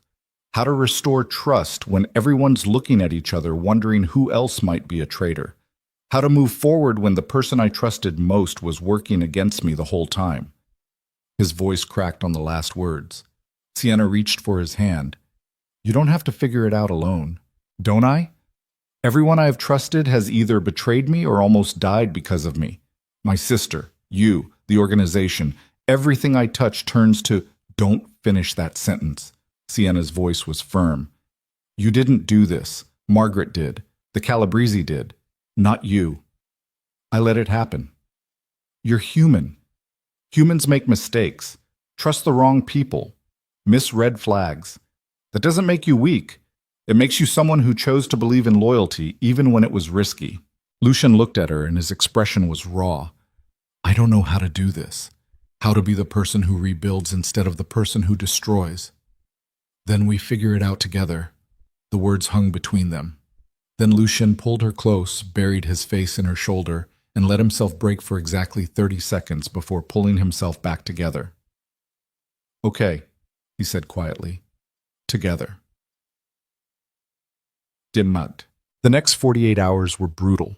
Margaret's arrest rippled through the organization like a grenade. People who'd worked under her for years suddenly questioned everything.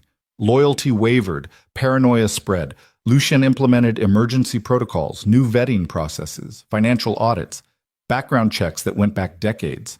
And in the middle of it all, the FBI came knocking. They wanted to talk about the anonymous evidence that had destroyed the Calabrese family. Wanted to know who'd compiled it, who'd delivered it, who'd benefited from it. Sienna sat in an interrogation room across from 2 agents who looked like they'd been born suspicious. "Miss Cross, you've been employed by Moretti Enterprises for approximately 1 month. During that time, the Calabrese family suffered unprecedented law enforcement scrutiny. Care to explain the correlation?" "I was hired to fix employee relations problems," Sienna said calmly, "not investigate rival families." "But you have a background in financial analysis, corporate systems, the kind of skills that could compile a RICO case." "Lots of people have those skills. Not lots of people work for the Morettis." The agent leaned forward. "Here's what we think happened. You were brought in to legitimize operations, make things look clean, but in the process, you discovered evidence of crimes and decided to be a hero. So you compiled everything and handed it to us." Sienna kept her expression neutral. "That's an interesting theory. Is it true? If it were, would I admit it in an interrogation room?" The agents exchanged glances. "Miss Cross, we can protect you. If you're being coerced, If Lucian Moretti is forcing you to participate in criminal activities against your will, we can offer immunity, witness protection, a new life. For a moment, Sienna actually considered it. A new life. Clean, safe, away from warehouses that burned and threats that arrived at midnight and love that felt like standing on the edge of a cliff. Then she thought about Lucian, about the organization she'd helped improve, about people whose lives were genuinely better because she'd refused to stay quiet. I don't need protection, she said finally, and I don't need immunity because I haven't done anything wrong. Working for a criminal organization is not illegal if I am not participating in crimes. I manage employee relations, review complaints, improve working conditions. Last time I checked, that's called human resources, not racketeering. The interrogation lasted 3 more hours. They showed her photos, transaction records, organizational charts, everything designed to make her crack and confirm that yes, she'd built the case against the Calabrese. Yes, she was working with law enforcement. Yes, she'd betray Lucian to save herself. But Sienna had learned something working in the Moretti Empire. She was a lot tougher than anyone expected, including herself. When they finally let her go, she walked out of the federal building and found Lucian waiting across the street. He looked exhausted, worried, like he'd aged 5 years in 3 hours. "You okay?" he asked. "I'm fine. They don't have anything concrete, just theories." "Did they offer you a deal?" Sienna looked at him. Yes. His expression didn't change, but something flickered behind his eyes. Fear. Preparation for loss. "What did you tell them?" "I told them I manage employee relations, not federal investigations." Relief crashed across his face so clearly it was almost painful to watch. "You could have taken it," he said quietly. "Could have walked away. Been safe." "I don't want safe." Sienna moved closer. "I want this. Complicated. Dangerous. Morally ambiguous as hell. But real." Lucian pulled her close right there on the street, not caring who saw. "I don't deserve you," he whispered against her hair. "Probably not, but you're stuck with me anyway." They stood like that while the city moved around them, 2 people clinging to each other in the wreckage of an empire that was either being destroyed or reborn. Neither of them was sure which. 1 week after Margaret's arrest, Lucian called Sienna to his office at midnight. She found him at the windows overlooking the city, drink in hand, looking contemplative. "Can't sleep again?" she asked. "Got some interesting news." He turned to face her. "The FBI closed their investigation. Insufficient evidence to prosecute anyone in the organization. The Calabrese case stands on its own merit, but they can't connect it back to us definitively." "That's good news." Margaret's been transferred to witness protection. She gave them information about old crimes in exchange for immunity. Nothing current, nothing that damages us now, but enough to buy her freedom. Sienna felt her jaw clench. "So she betrayed you and walks away free?" "She walks away alive." Lucian's voice was flat. "Which is more than she deserved, but less than she wanted. She thought she'd destroy me. Instead, she destroyed her own life. Lost her position, her reputation, her home. And she has to live knowing she failed. Is that enough?" "It has to be. Because the alternative was killing her. And I'm trying not to be that person anymore." He moved away from the windows and sat on the edge of his desk. "I've been thinking a lot this week about what kind of empire I want to build, what kind of man I want to be, whether it's possible to have both power and conscience." "What did you decide?" "That I don't know, but I want to find out." He looked at her. "With you. If you're willing to stay in this mess." Sienna crossed to him. "I'm not going anywhere." "Even though it almost got you killed?" Even though my world is complicated and dangerous and morally questionable on the best days?" "Especially because of that." She smiled. "I've never been good at simple." Lucien pulled her between his knees, hands settling on her waist. "I love you," he said, "and that terrifies me, because everyone I've ever loved has either died or betrayed me. But somehow you make me think maybe this time it'll be different." "It will be."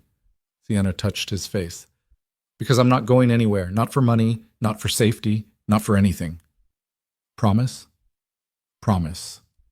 He kissed her then, slow and deep, like a man finally allowing himself something he'd wanted for too long. When they broke apart, he rested his forehead against hers. "So what happens now?" she asked. "Now we rebuild. Make the organization something better. Something that can survive without fear and betrayal holding it together. It won't be easy. There will be more enemies, more people who think we're weak, more fights. I can handle fights." "I know." He smiled. "That's why you're perfect for this." Sienna was about to respond when her phone buzzed. Another unknown number, another message. Her heart dropped. She opened it. It was a photo of the federal building, time-stamped from that afternoon when she'd left the interrogation. Below it, "You chose wrong. Now everyone you love pays the price." And beneath that, a second photo. Lucian's sister, bound, gagged, terror in her eyes. The message was clear. Margaret wasn't the only traitor, and whoever was left had just declared war. Lucian's phone hit the floor. Not dropped. Thrown. Hard enough that the screen spiderwebbed across marble tile while his entire body went rigid with a rage so pure it made the air shimmer. "When?" The word came out like gravel and broken glass. Sienna's hand shook. "The timestamp says 30 minutes ago. Where are her guards?" "I don't know." Lucien was already moving, phone forgotten, pulling open his desk drawer where he kept a gun. Sienna had pretended not to notice during previous visits. He checked the magazine with practiced efficiency, chambered around, and tucked it against his spine beneath the suit jacket. Then he pulled out a second gun and held it toward her. "Do you know how to use this?" "No." "Safety here. Point. Squeeze. Don't pull. Don't hesitate." His eyes were black ice. "If someone comes at you and I'm not there, you shoot them. Center mass. No warning shots, no mercy. Understood?" Sienna took the gun. It was heavier than she expected, cold, real in a way that made her previous life feel like a distant dream. "Understood." Vincent burst through the door without knocking, face grim. Her security detail's been compromised. All 4 guards, dead. Found them in the apartment where we'd relocated her. Throats cut. Professional work. "How long has she been gone?" "At least an hour, maybe 2. Whoever took her knew exactly when to hit and how to disable our people without triggering alarms." Lucien's jaw clenched so tight Sienna heard his teeth grind. "So we've got another mole." "Looks like it." "Who knew her new location?" Vincent's expression turned darker. 7 people. You, me, Marco, Sophia, and 3 guards who are now dead. The implications hung in the air like smoke from a gun barrel. Sophia, or Marco, one of Lucien's most trusted lieutenants, one of the people he'd relied on to rebuild after Margaret's betrayal, someone who'd been sitting in meetings, making decisions, pretending loyalty while selling them out. "Get them both here," Lucien said. "Now, tell them it's urgent. Don't explain why. Just get them in this building within 20 minutes. And if one of them refuses, then we know who did this." Vincent left. Lucien paced the office like a caged predator, every muscle coiled tight, violence radiating off him in waves. "We're going to get her back," Sienna said quietly, "if she's still alive." "She is. They wouldn't kill her yet. She's leverage. They want something from you. They want me to burn myself down trying to save her." His voice cracked slightly on the last words. "They want me desperate enough to make mistakes, and it's working." Sienna moved in front of him, forcing him to stop pacing. "Then we don't make mistakes. We think. We plan. We move smart. There's no time for smart. Every second we waste planning is another second she's terrified and alone with people who want to use her to destroy me. And running in blind gets you both killed." Lucien looked at her, and she saw the war happening behind his eyes. The ruthless crime lord who'd survived decades through cold calculation fighting against the brother who'd do anything to save his sister. "I can't lose her," he said, voice raw. "She's the only family I have left who isn't corrupted by this life. The only person who remembers who I was before I became this." "You're not going to lose her. You can't promise that." "No, but I can promise I'll help you fight like hell to get her back." His phone buzzed. A new one Vincent had brought while Sienna was looking at the photo. Another message. Same unknown number. Times Square. Midnight. "Come alone or she dies screaming. Bring the girl who thinks she's a hero." Below it, another photo. Lucian's sister with a knife pressed to her throat, blood trickling where the blade had already cut skin, her eyes wide with terror. Lucian made a sound somewhere between a growl and a broken scream. They want us both, Sienna said, which means it's a trap designed to kill us and destroy any leverage we have. Or it means whoever's doing this wants an audience, wants to humiliate you publicly before they finish this. Marco arrived first, out of breath, confused. Boss, Vincent said emergency. He stopped when he saw Lucian's expression. What happened? Someone took my sister. Someone who knew her location. Someone in this room. Lucian's voice was deadly calm. Where were you an hour ago? Marco's eyes widened. You think I... Answer the question. I was at the gym, then home. My wife can verify. Your wife would lie for you. Boss, I've been loyal for 12 years. So was Margaret. The accusation hung between them like a blade. Sophia arrived moments later, sharp-eyed and immediately reading the tension. What's going on? Someone kidnapped Isabella, Lucian said flatly. Using information only 7 people had. 3 guards are dead. That leaves you 2. Sophia's expression went ice cold. You're accusing me of treason? I'm asking where you were between 10 and 11 tonight. Working, in my office downstairs. Security footage will confirm it. Security footage can be edited. So can Jim's sign-in sheets, Sophia shot back, looking at Marco. If we're throwing accusations around, Marco's face reddened. I've never betrayed this family. Neither have I, Sophia interrupted. But apparently loyalty means nothing anymore. Enough, Lucien's voice cut through the argument. Vincent, check their alibis, cross-reference security footage, phone records, credit cards, everything. I want confirmation within 30 minutes. We don't have 30 minutes, Sienna said quietly. She showed them the message. They want us in Times Square at midnight. That's 2 hours from now. It's a trap, Marco said immediately. Obviously. Lucian grabbed his jacket. But I'm walking into it anyway because the alternative is letting my sister die. You'll die too, Sophia said. Probably, which is why I need both of you to be ready for what comes next. If I don't make it back, Vincent takes over operations. The organization continues. Business as usual. Nobody panics. Nobody tries to seize power. Understood? Marco and Sophia exchanged glances. Boss, maybe we should... Those are my orders. Lucian looked at Vincent. You have command. Use it wisely. Then he grabbed Sienna's arm and pulled her toward the elevator. You're coming with me, he said. It wasn't a question. I know. This is going to get ugly, possibly fatal, definitely traumatic. I know that too. The elevator doors closed on Vincent's protests and Sophia's calculating expression and Marco's confusion, just Lucien and Sienna descending toward whatever hell waited in Times Square. Why do they want me there? Sienna asked. Because you represent everything they hate, change, conscience. The idea that this organization could be something other than pure violence. His jaw clenched. They're going to make an example of you, show everyone what happens when someone tries to soften a criminal empire. Then let's make sure they fail. Lucien looked at her, and something shifted in his expression. Fear mixing with admiration, mixing with the kind of desperate love that made people do catastrophically stupid things.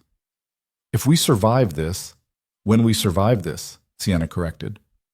When we survive this, he amended, I'm going to ask you something. What? Something I've never asked anyone, something terrifying. You're already terrifying. How much worse can it get? Despite everything, he almost smiled. The elevator reached the garage. Lucien's car was already running, Vincent's team having prepared it. Black SUV, bulletproof glass. Enough weapons in the trunk to start a small war. They drove through Manhattan in silence, each lost in thoughts about mortality and choices and whether love was worth dying for. The answer, apparently, was yes. Times Square at night was a sensory assault even under normal circumstances. Giant screens, flashing lights, thousands of tourists taking photos and buying merchandise and pretending New York wasn't built on centuries of violence. Tonight it felt like a stage set for execution. Lucian parked 3 blocks away in a garage he apparently owned. They walked the rest of the way, guns hidden, hands intertwined like they were just another couple navigating the chaos. Except couples didn't usually walk toward certain death-holding weapons and praying. Sienna's phone buzzed at 11:58 p.m. Red platform. Center of the square. 2 minutes. The red platform was a tourist attraction. Elevated stairs where people took photos with the billboards as backdrop. Currently empty. Waiting. They climbed the stairs together. At the top stood a figure in a dark coat, face hidden by shadows and a hood pulled low. But Sienna recognized the stance. The way weight shifted from foot to foot, the nervous energy barely contained. "Sophia," Lucien said flatly. The hood came down. Sophia stood there, gun in hand, expression carved from ice and vindication. "Took you long enough to figure it out." "Where's my sister?" "Safe. For now. Depends on how this conversation goes." "This isn't a conversation. This is you holding a gun on your boss after kidnapping his family. That's called suicide." Sophia laughed, sharp and bitter. "You still think you're the boss? You still think this organization respects you after everything you've done? Going soft, legitimizing operations, turning us into a charity with guns." She spat the words like poison. "Your father built an empire. You're turning it into a non-profit." "My father built a prison," Lucien said, "where everyone feared him and nobody loved him, where loyalty came from terror instead of respect. That's not an empire. That's a dictatorship waiting to collapse." It was stable, powerful, feared. Everything a criminal organization should be. And you've been destroying it piece by piece with your social worker girlfriend feeding you lies about morality and conscience. Sienna felt rage burn through her chest. "I didn't lie about anything. Your organization was rotting from the inside because people like you treated employees like garbage. Because they are garbage, expendable, replaceable. That's how power works. You use people until they break, and then you replace them. But you convinced him," Sophia gestured at Lucien, "that we should treat them like family, like they matter. And now look where we are. Weak, divided, being investigated by the FBI because someone thought they were a hero and compiled evidence against our enemies." "You're angry," Lucien said, "because I chose to evolve instead of stagnate, because I refused to be a carbon copy of my father, because I found someone who made me want to be better than the monster I was raised to become." "You're angry," Sophia corrected, "because you're in love and love makes you weak. It makes you choose her." She pointed the gun at Sienna. "Over the empire, over loyalty, over everything your father taught you." "My father taught me nothing except how to be alone." Lucien's voice was quiet but lethal. "Sienna taught me there might be another way." "There isn't." Sophia's finger tightened on the trigger. "There's only power, and you chose to give yours away. So now I'm taking it back." Everything happened too fast and too slow simultaneously. Sophia's gun swung toward Sienna. Lucien moved, throwing himself in front of her. The shot exploded across Times Square, tourists screaming, people scattering. Lucien staggered backward, hand pressed to his shoulder where blood bloomed across white shirt. Sienna caught him before he fell, her own gun coming up instinctively to point at Sophia. "Where is she?" Sienna's voice was ice. Sophia smiled. "Dead, probably. I handed her to the Calabrese remnants. They wanted revenge. I wanted chaos. We both got what we needed." Lucien tried to stand, blood seeping through his fingers. "You killed an innocent girl to make a point? I killed your weakness, your humanity, the thing that made you unfit to lead." Sophia's gun stayed trained on them. "Now you die. She dies. And I take over an organization that actually remembers how to be ruthless." "You'll never control them," Lucien gasped. "They'll tear you apart. They'll follow strength, which I have, and you lost the moment you fell in love." Sienna's mind raced. They were exposed. Lucien was wounded. Sophia had the high ground and a clear shot. And somewhere in the city, Lucien's sister was in the hands of people who wanted her dead. Options narrowed to one. "Vincent," Sienna said clearly into her phone, which had been on speaker in her pocket since they left the car. "Did you get all that?" Sophia's expression cracked. "What?" "The confession, the kidnapping admission, everything. Did you record it?" "Every word," Vincent's voice came through tinny but clear. "We're 2 minutes out. Hold position." Sophia's gun hand trembled. "You recorded this?" "You confessed to treason, kidnapping, and attempted murder on an open line to your head of security," Sienna said. "Who's loyal to Lucien? Not you. Never you." "Then I'll kill you both before they get here." She fired. Sienna pulled Lucien down, and the bullet sparked off metal railing where his head had been. Return fire came from below. Vincent's team storming the square, weapons drawn, creating a perimeter. Sophia turned to run and found Marco blocking the stairs. "Traitor," she spat. "I was never your ally," Marco said calmly. "I was the test, to see if you'd try to recruit me. And you did. 3 days ago. Tried to convince me Lucien was weak, that we should stage a coup. I told Vincent immediately." Sophia's face went pale with understanding. She'd been set up, allowed to think she had allies, given just enough rope to hang herself. "This was a trap," she whispered. "Yes," Lucien said from the ground, pressing harder against his bleeding shoulder. "Because, after Margaret, I learned to trust very carefully, and you failed every test." Vincent reached them, guns trained on Sophia. "Where's Isabella?" His voice promised violence. Sophia smiled bitterly. "Dead. Like I said. The Calabrese killed her an hour ago and dumped the body in the river. You're too late." Lucien made a sound like something dying. Then Sienna's phone rang. Unknown number. She answered on speaker. "Hello?" A young woman's voice, scared but alive. "Is this Sienna?" "Who is this?" "Isabella Moretti. They took me, but I got away. I'm hiding in a warehouse by the docks. I don't know where exactly. There's a sign that says Chen Shipping. Please help me. They're looking for me, and I don't know how long—" The call cut off. Lucien's head snapped up, blood loss forgotten. "She's alive." "She's bait," Sophia said. "Obviously. The Calabrese are using her to—" "I don't care." Lucien struggled to stand. "Vincent, find that warehouse. Now." "Boss, you're wounded." "I don't care. Find my sister." Marco was already on his phone pulling up shipping company databases, cross-referencing locations. Chen Shipping. "I've got 2 locations, one in Brooklyn, one in Queens." "Split up," Lucien ordered. "Marco, take Brooklyn with half the team. Vincent, Queens with the rest. I'm going with Vincent." "You need a hospital," Sienna said. "I need my sister." He looked at Vincent. "What do we do with Sophia?" Vincent's smile was all teeth. "Leave her to me." Sophia's face went white. "You can't. I have rights. I'll testify." "You just confessed to kidnapping and attempted murder," Vincent said pleasantly. "I don't think testimony is going to help you. But hey, maybe you'll survive long enough to regret betraying the only person who gave you a chance when everyone else thought you were worthless." He gestured and 2 guards grabbed Sophia, dragging her down the stairs while she screamed threats and promises and pleas that fell on deaf ears. Lucien swayed, blood loss catching up with him. Sienna grabbed his arm. "You can't do this wounded." "Watch me." "Lucien," he turned to her, and his eyes were wild with fear and determination, and love all mixed together. "She's my baby sister. She stayed out of this life because I promised to protect her, and I failed.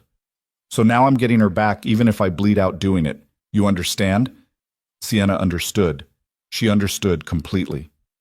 "Then I'm coming with you. You could die. So could you. At least this way we die together." Despite everything, he pulled her close and kissed her hard. Blood and gunpowder and desperation.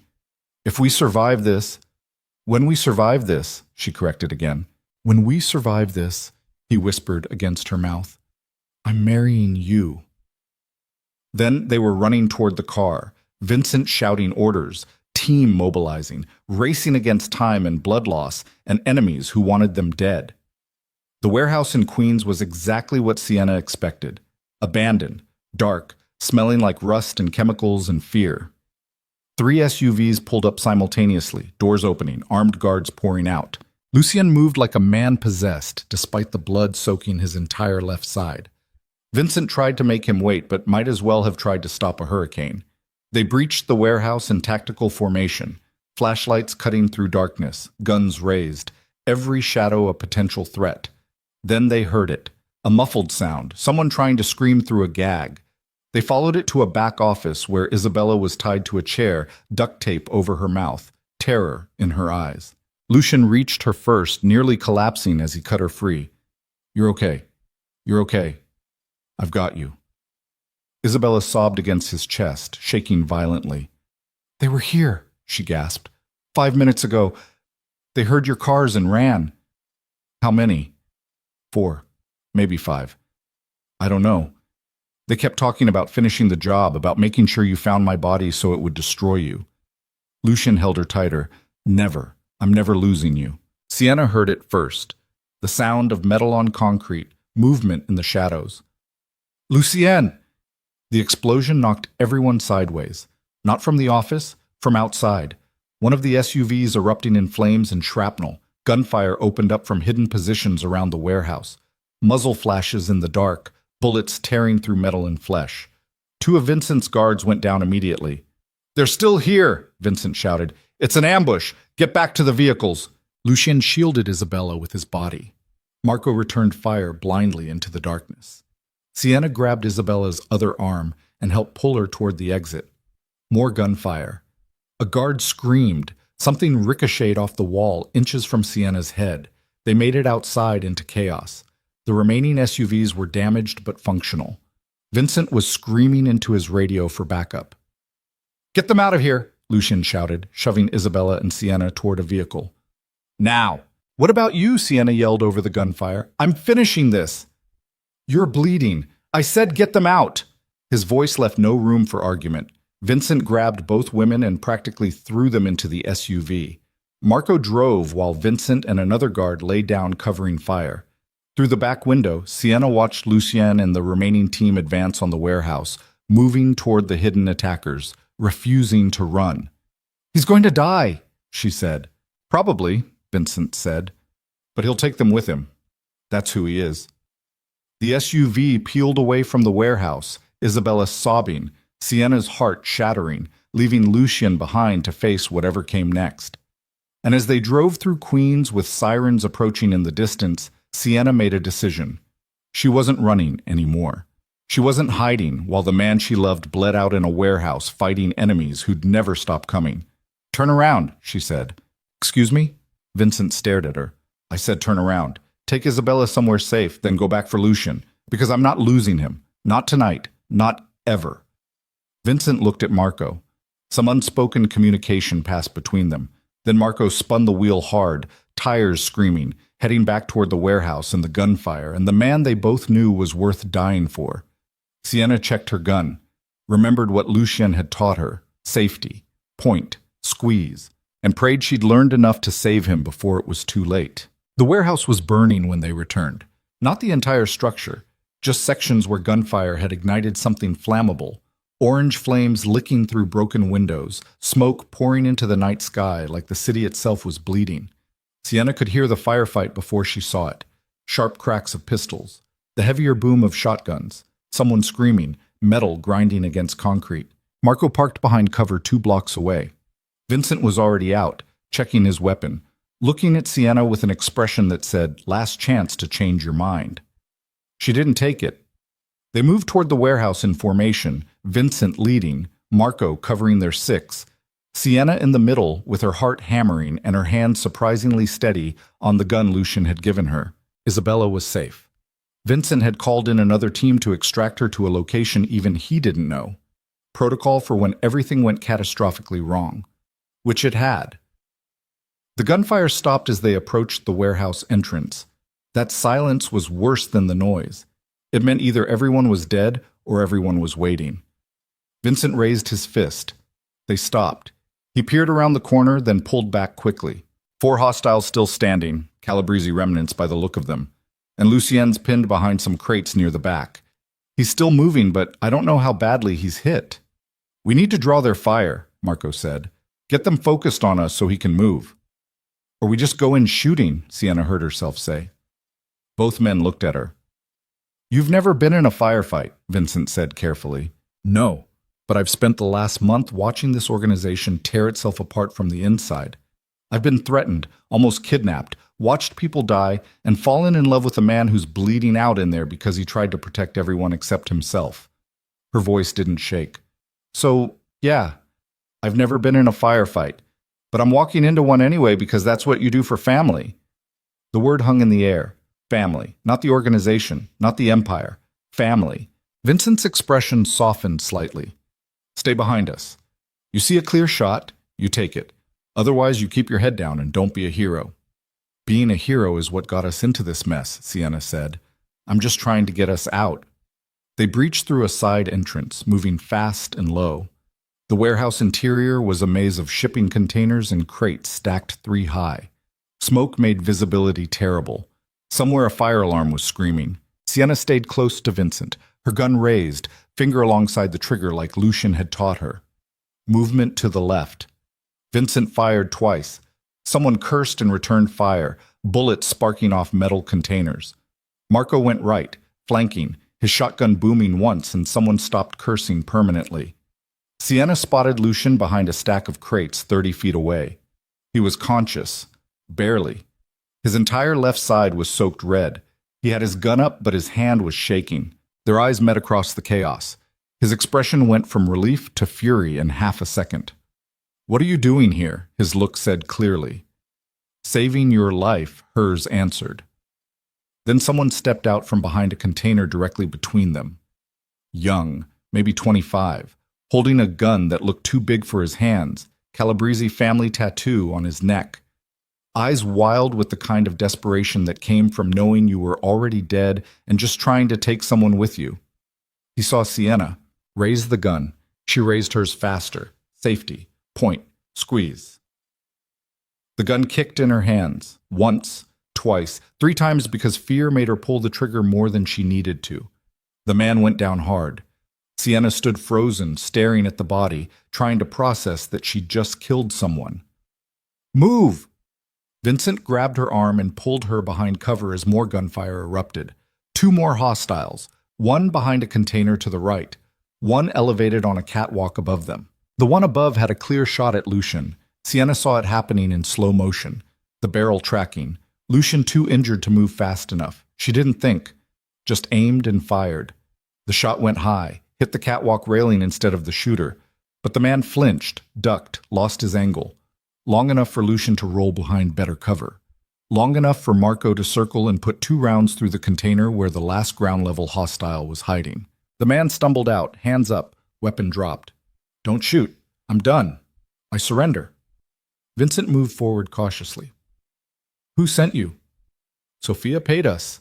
Said there'd be money and revenge. Didn't say we'd be fighting an entire army." "You're not fighting an army," Vincent said coldly. "You're fighting a family, and you just learned the difference." He zip-tied the man's hands while Marco covered the catwalk. The shooter above wasn't giving up. He fired wildly, panic making him sloppy. Lucian leaned out from cover and put a single round through the man's chest. He fell from the catwalk and didn't move again. Then silence. Real silence. The kind that meant either it was over or they were about to die. Sienna ran to Lucian before anyone could stop her. He was slumped against the crates, breathing shallow, eyes glassy with blood loss. "You're an idiot," he said weakly. "You're welcome." She pressed her hands against his shoulder wound, trying to stop the bleeding. "Stay with me. Ambulance is coming." "I told you to stay safe." "I don't follow orders well. You should have figured that out by now." Despite everything, he smiled, blood on his teeth, but a real smile. "I love you," he whispered. "I know. You told me right before running into a warehouse to get yourself killed. Had to save my sister. And I had to save you. We're even." His hand found hers, slick with his own blood, squeezing weakly. "If I don't make it, you're making it. I didn't just kill someone for the first time so you could die on me." That got his attention. "You killed one of them, maybe 2. I'm not sure if the catwalk shot counted." Her voice cracked. "And I'm going to have nightmares about it for years, but right now I don't care because you're alive and Isabella's alive and we won." "We won," he repeated, tasting the words. "Doesn't feel like winning." "Winning never does when it costs this much." Sirens approached, lots of them, police, ambulances, fire trucks. The whole machinery of emergency response descending on a crime scene that was going to require months of investigation. Vincent appeared beside them. "Boss, we need to get our stories straight before—" "Tell them the truth," Lucian said. "Sophia betrayed us, hired remnants of the Calabrese family to kidnap my sister and kill us. We defended ourselves. It's all legal. Mostly. The bodies? Self-defense. Witnesses can confirm." He looked at the surrendered hostile. "Including him, right?" The man nodded frantically. Whatever you want, just don't kill me. See? Lucian's eyes were closing. All legal. Lucien. Sienna shook him. Stay awake, the ambulance is here. So tired. I know. But you can sleep after they patch you up. Not before. Bossy. You love it. I do. His eyes opened slightly. Ask me again. Ask you what? If we survive this. What I was going to ask you. You're delirious from blood loss. Ask me. Sienna leaned close, her forehead against his. What were you going to ask me? Marry me. His voice was barely a whisper. I know it's insane. We've known each other 5 weeks. I'm a criminal. You're too good for this life. But marry me anyway, because I don't want to survive this without you. Tears blurred Sienna's vision. That's the worst proposal I've ever heard. Is it working? Yes, you idiot, yes. He smiled again. Good, because I already bought a ring. It's in my desk, top drawer. Been there for a week. Then his eyes closed and he went limp. Sienna screamed for the paramedics. They descended like a swarm, professional and efficient, loading Lucien onto a stretcher, starting IVs, checking vitals, asking questions she barely heard through the ringing in her ears. He proposed, she said numbly as they wheeled him toward the ambulance. He asked me to marry him and then he passed out. Very romantic, Vincent said. For a crime lord. Is he going to... He's survived worse. He'll survive this. Vincent's voice was certain. The boss is too stubborn to die before the wedding. Sienna rode in the ambulance, holding Lucien's hand, watching monitors she didn't understand flash numbers that hopefully meant he'd live. The paramedic kept talking. Blood pressure, heart rate, oxygen levels. Words that blurred together into a prayer that sounded like, please don't leave me. Not now, not after everything. At the hospital, they tried to separate them. Sienna refused to let go of his hand until a doctor physically pried her fingers loose. He needs surgery. You can't come. But we'll do everything we can. Then they wheeled him through doors she couldn't follow, and Sienna stood in a waiting room that smelled like antiseptic and fear, covered in blood that wasn't hers, processing the fact that she'd killed someone tonight, maybe 2 someones, to save the man she loved, and she'd do it again without hesitation if it meant he survived. Vincent found her 20 minutes later. Isabella's secure. The hostel we captured is talking, confirming everything. Sophia orchestrated the whole thing, hired the Calabrese remnants, planned the ambush, wanted to destroy Lucien and take over the organization. Where is she now? Vincent's expression went dark. Being questioned by people who don't appreciate traitors. Translation. Sophia was having a very bad night. Sienna should have felt satisfaction, vindication, something. Instead, she just felt tired. How many died tonight? She asked. 3 of ours. 5 of theirs. Could have been worse. Could have been better. That's not how war works. I don't want this to be war anymore, Sienna said quietly. I want it to be over. It is. Sophia was the last one, the last mole, the last betrayal. Now we rebuild. Into what? Vincent sat beside her in an uncomfortable plastic chair designed to make waiting unbearable. Into whatever the boss decides. But if I know him, he's going to finish what you started. Clean operations, fair treatment, an organization people are proud to work for instead of afraid of. He looked at her. You changed him, made him think there was another way. Tonight proved you were right. Tonight proved people still die when you try to change things. People die either way. At least your way, they die for something that matters. Hours passed. Dawn crept through the waiting room windows. Coffee appeared from somewhere. Vincent made calls. Marco arrived with updates. Isabella showed up with 2 guards and threw herself into Sienna's arms, sobbing thank yous and apologies. You came back for him, Isabella said. Everyone said you ran, but you came back. I love him, Sienna said simply. What else was I going to do? Most people would have stayed safe. I'm not most people, apparently. Finally, a surgeon emerged. Tired, blood-stained scrubs. The expression of someone who'd fought for a life and won. He's stable, lost a lot of blood. The bullet did damage but missed major arteries. He'll need physical therapy, months of recovery. But he'll live. Sienna's legs went weak. Vincent caught her before she collapsed. Can I see him? He's in recovery, still sedated, but yes, room 304. She practically ran. Lucien looked small in the hospital bed. Pale. Bandaged. Machines beeping around him like a mechanical chorus keeping him tethered to life. But alive. Breathing.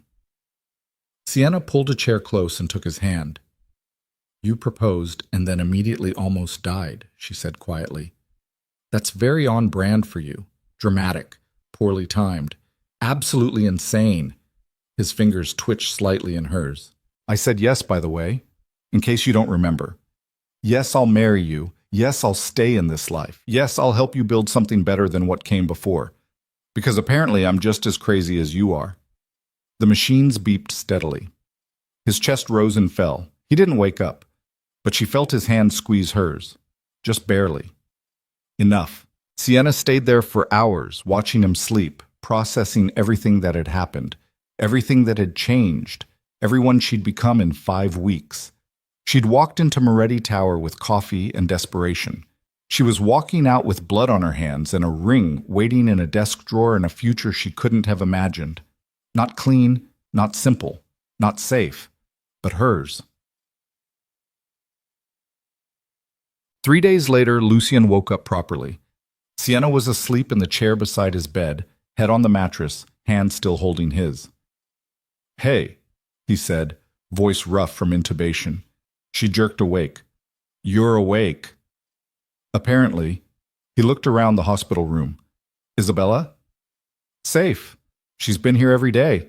Vincent sent her to get food 20 minutes ago. Sophia? Arrested. Federal charges. She's not getting out. The organization? Intact. Vincent's been running things. Everyone's holding steady, waiting for you. Lucien absorbed this. And you? I killed 2 people. Maybe 3 depending on how you count the catwalk shot. I'm processing that with varying degrees of success. I'm sorry. Don't be. I'd do it again. She squeezed his hand. You asked me to marry you and then immediately almost bled out. Do you remember? His eyes widened. I did? You did? What did you say? I said yes. Obviously. Because I'm apparently as insane as you are. Relief crashed across his face. The ring is in your desk, top drawer. I checked. It's beautiful and probably cost more than my entire life before I met you, and I love it. You haven't even seen it. Doesn't matter. You picked it. That's enough. Lucien tried to sit up and winced. Don't, Sienna said.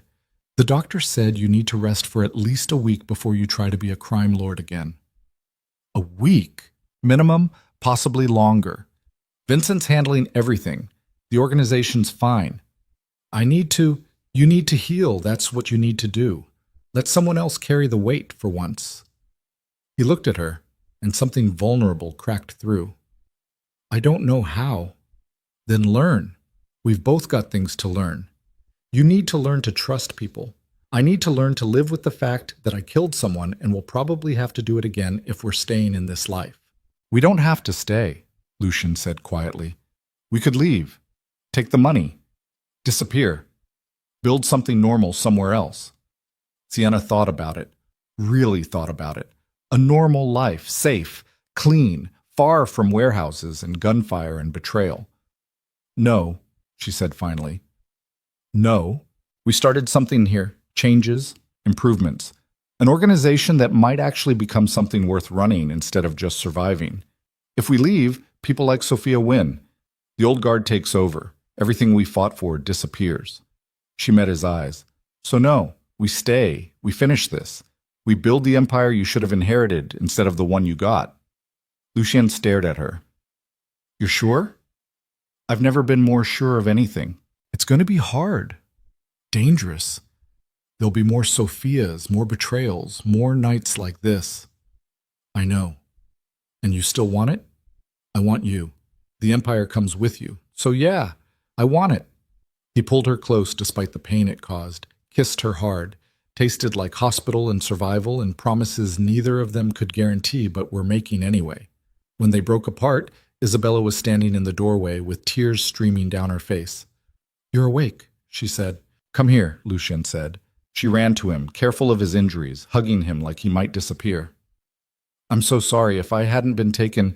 Stop. None of this is your fault. Sophia did this. The Calabrese did this, not you. But if I'd been more careful, you were targeted by professionals. There was nothing you could have done differently.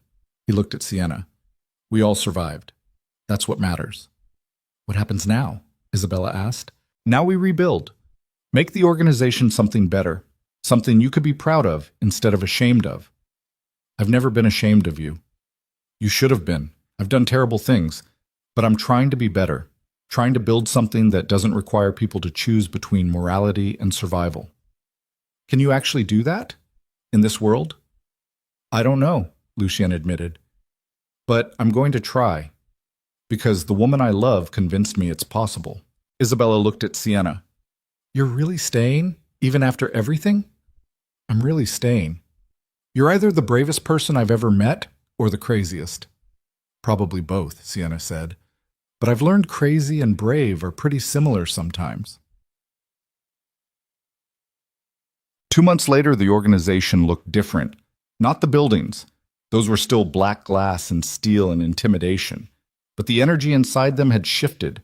Employees smiled, actually smiled, like they worked somewhere they wanted to be instead of somewhere they feared leaving.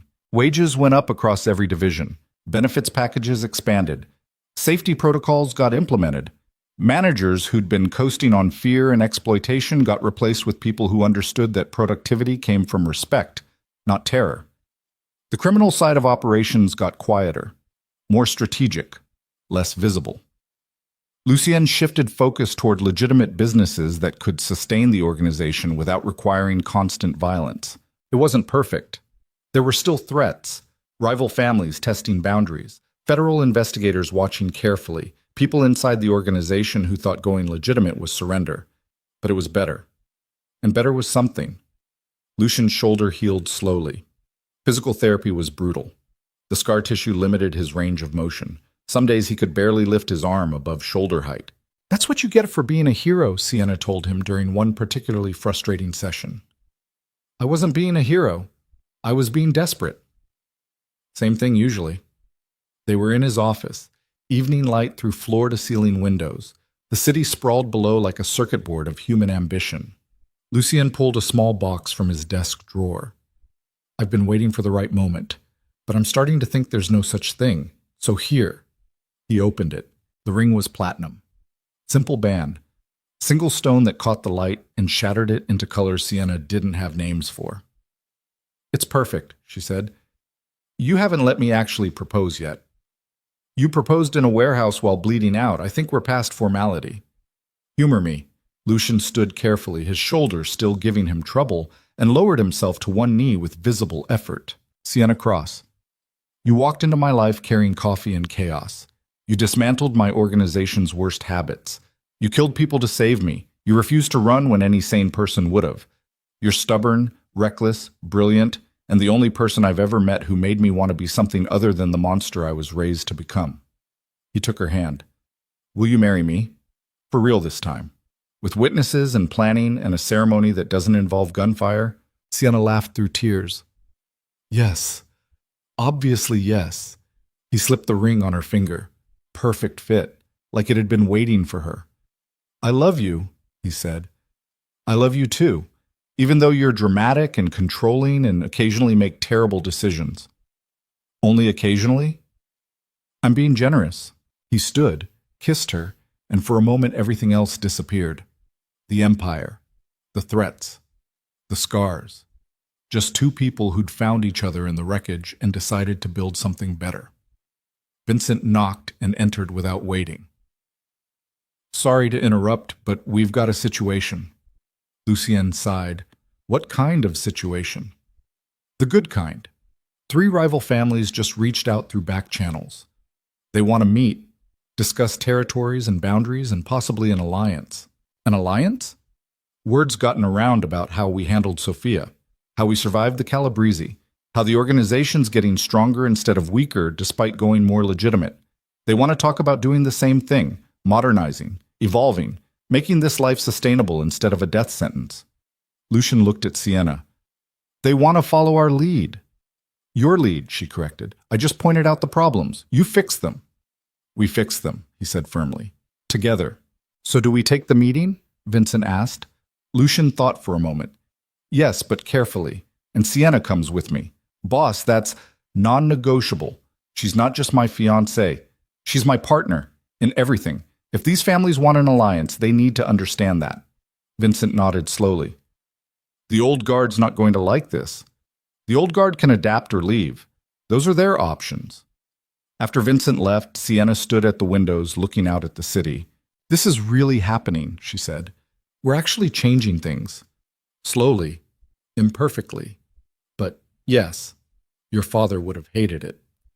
My father hated everything that didn't involve violence and fear. I'm not building his empire anymore. I'm building ours.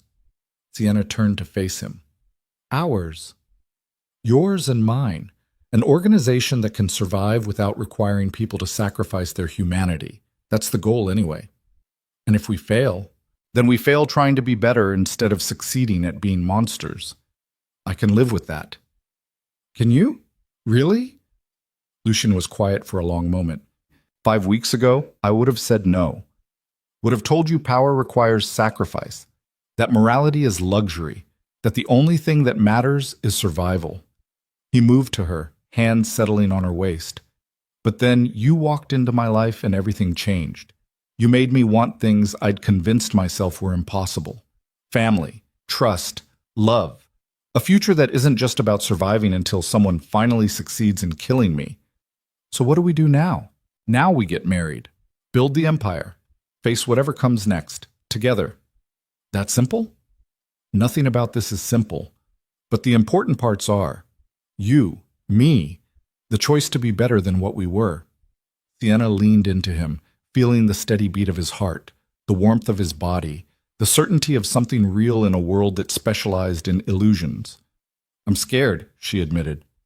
Good. Fear means you're paying attention. What if we can't do this? What if the empire tears us apart or we fail or someone else like Sophia comes along? Then we deal with it, the same way we've dealt with everything else, fighting like hell and refusing to give up. He tilted her face up to meet his eyes. I can't promise it'll be easy. Can't promise we'll succeed. But I can promise I'll fight for this. For us. Every single day. That's all I need, Sienna said. And she meant it. Ahmad. 6 months after the warehouse, Sienna and Lucien stood in a courthouse in Manhattan getting married. Not a big wedding. Just Vincent, Marco, Isabella, and a handful of people from the organization who'd proven their loyalty through fire. The ceremony was simple, quick, legal without being sentimental. When the officiant said, "You may kiss the bride," Lucien pulled Sienna close and kissed her like they had all the time in the world, instead of a car waiting outside to take them to a meeting with 3 rival families. I love you, he whispered against her mouth. I love you too. Now let's go make history. They walked out of the courthouse hand in hand, Sienna in a simple white dress, Lucien in a black suit, both of them armed because romance and reality weren't mutually exclusive in their world. The car was waiting, Vincent driving, Marco in the passenger seat, 2 SUVs full of guards behind them. Ready? Vincent asked. Lucien looked at Sienna. Ready? She thought about the girl who'd walked into Moretti Tower 5 months ago, desperate, broke, scared, looking for a job that would pay rent. She'd found something completely different. Purpose. Family. Love. A role in an empire that was slowly becoming something worth leading instead of just surviving. Ready, she said. They drove through Manhattan toward a meeting that might reshape the entire criminal landscape of New York, toward enemies who wanted to become allies, toward a future nobody could predict but everyone could build. And somewhere in the middle of it all, Sienna realized something important. She wasn't the hero of this story. Neither was Lucien. They were just 2 people who'd found each other in chaos and decided that surviving wasn't enough anymore. They wanted to thrive, to build, to change things. The warehouse fires would eventually be forgotten, the bodies buried, the betrayals processed and healed from. But the choice they'd made, to be better, to demand better, to create an empire where people mattered more than profit, that would last. Maybe not forever, maybe not perfectly, but long enough to matter. The car pulled up to a restaurant in Midtown. Neutral territory. Expensive enough to signal respect. Public enough to discourage violence. 3 rival bosses waited inside. Men who'd built their own empires on fear and blood and tradition. Men who were ready to evolve or die trying. Lucienne squeezed Sienna's hand. Last chance to run. I'm not running. Not from you. Not from this. Not from anything. Even when it gets ugly? Especially when it gets ugly. That's when you need me most. He smiled. Real. Genuine. The smile of a man who'd found something worth protecting more than power. Let's go change the world, he said. Let's, Sienna agreed, and they walked into the restaurant together, hand in hand, ready to face whatever came next, because the storm over Manhattan had passed. But the empire they were building was just beginning, and for the first time in generations, it was being built on something other than fear. It was being built on choice, on trust, on the radical idea that maybe, just maybe, there was another way. The Moretti Empire didn't end that night. It evolved into something dangerous and imperfect and morally complicated, but genuinely trying to be better than what came before. And at its heart were 2 people who'd started as boss and assistant and become something far more powerful. Partners, equals, the king and queen of an empire learning to rule with conscience instead of just conquest. It wasn't the ending anyone expected, but it was the one they'd fought for. And in a world built on violence and betrayal, that was its own kind of victory. Bus. 2 years later, the headquarters of Moretti Enterprises looked the same from the outside. Black glass, steel bones, symbol of power. But inside, everything had changed. Employees laughed in hallways. The lobby had comfortable seating instead of intimidation architecture. Security was still tight, but felt protective instead of threatening. Sienna walked through the building with a tablet full of quarterly reports showing profits up, employee satisfaction higher than ever, and federal investigators finally backing off because the legitimate businesses were actually legitimate now. She found Lucien in his office, standing at the windows like he always did when he was thinking. The alliance is holding, she said. 3 families working together, territories respected, violence down across the board. We're actually doing it. We're trying, he corrected. There's still problems, still threats, still people who think cooperation is weakness, but fewer than before. True. Sienna moved beside him, and he wrapped an arm around her waist automatically. Isabella's graduating next month, she said. Top of her class. She wants to join the organization, work in the legitimate businesses, help expand operations. She shouldn't, Lucien said quietly. This life is different now. You made it different. She sees that, wants to be part of it. It's still dangerous. Life is dangerous. At least this way she gets to choose her danger instead of having it forced on her. Lucien was quiet for a moment. You sound like me. I learned from the best. He turned to face her fully. Do you regret it? Any of it? Sienna thought about the question honestly. 5 weeks that had turned into months, that had turned into years. The violence, the fear, the moral compromises, the things she'd done that would have horrified the person she used to be. No, she said finally. I don't regret it, because I found you, found purpose, found out I'm stronger than I ever thought possible. That's worth everything it cost.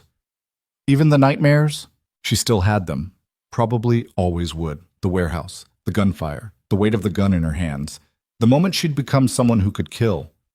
Even those, because they remind me what we're fighting for, why the changes matter, why we can't go back to how things were. Lucien kissed her forehead.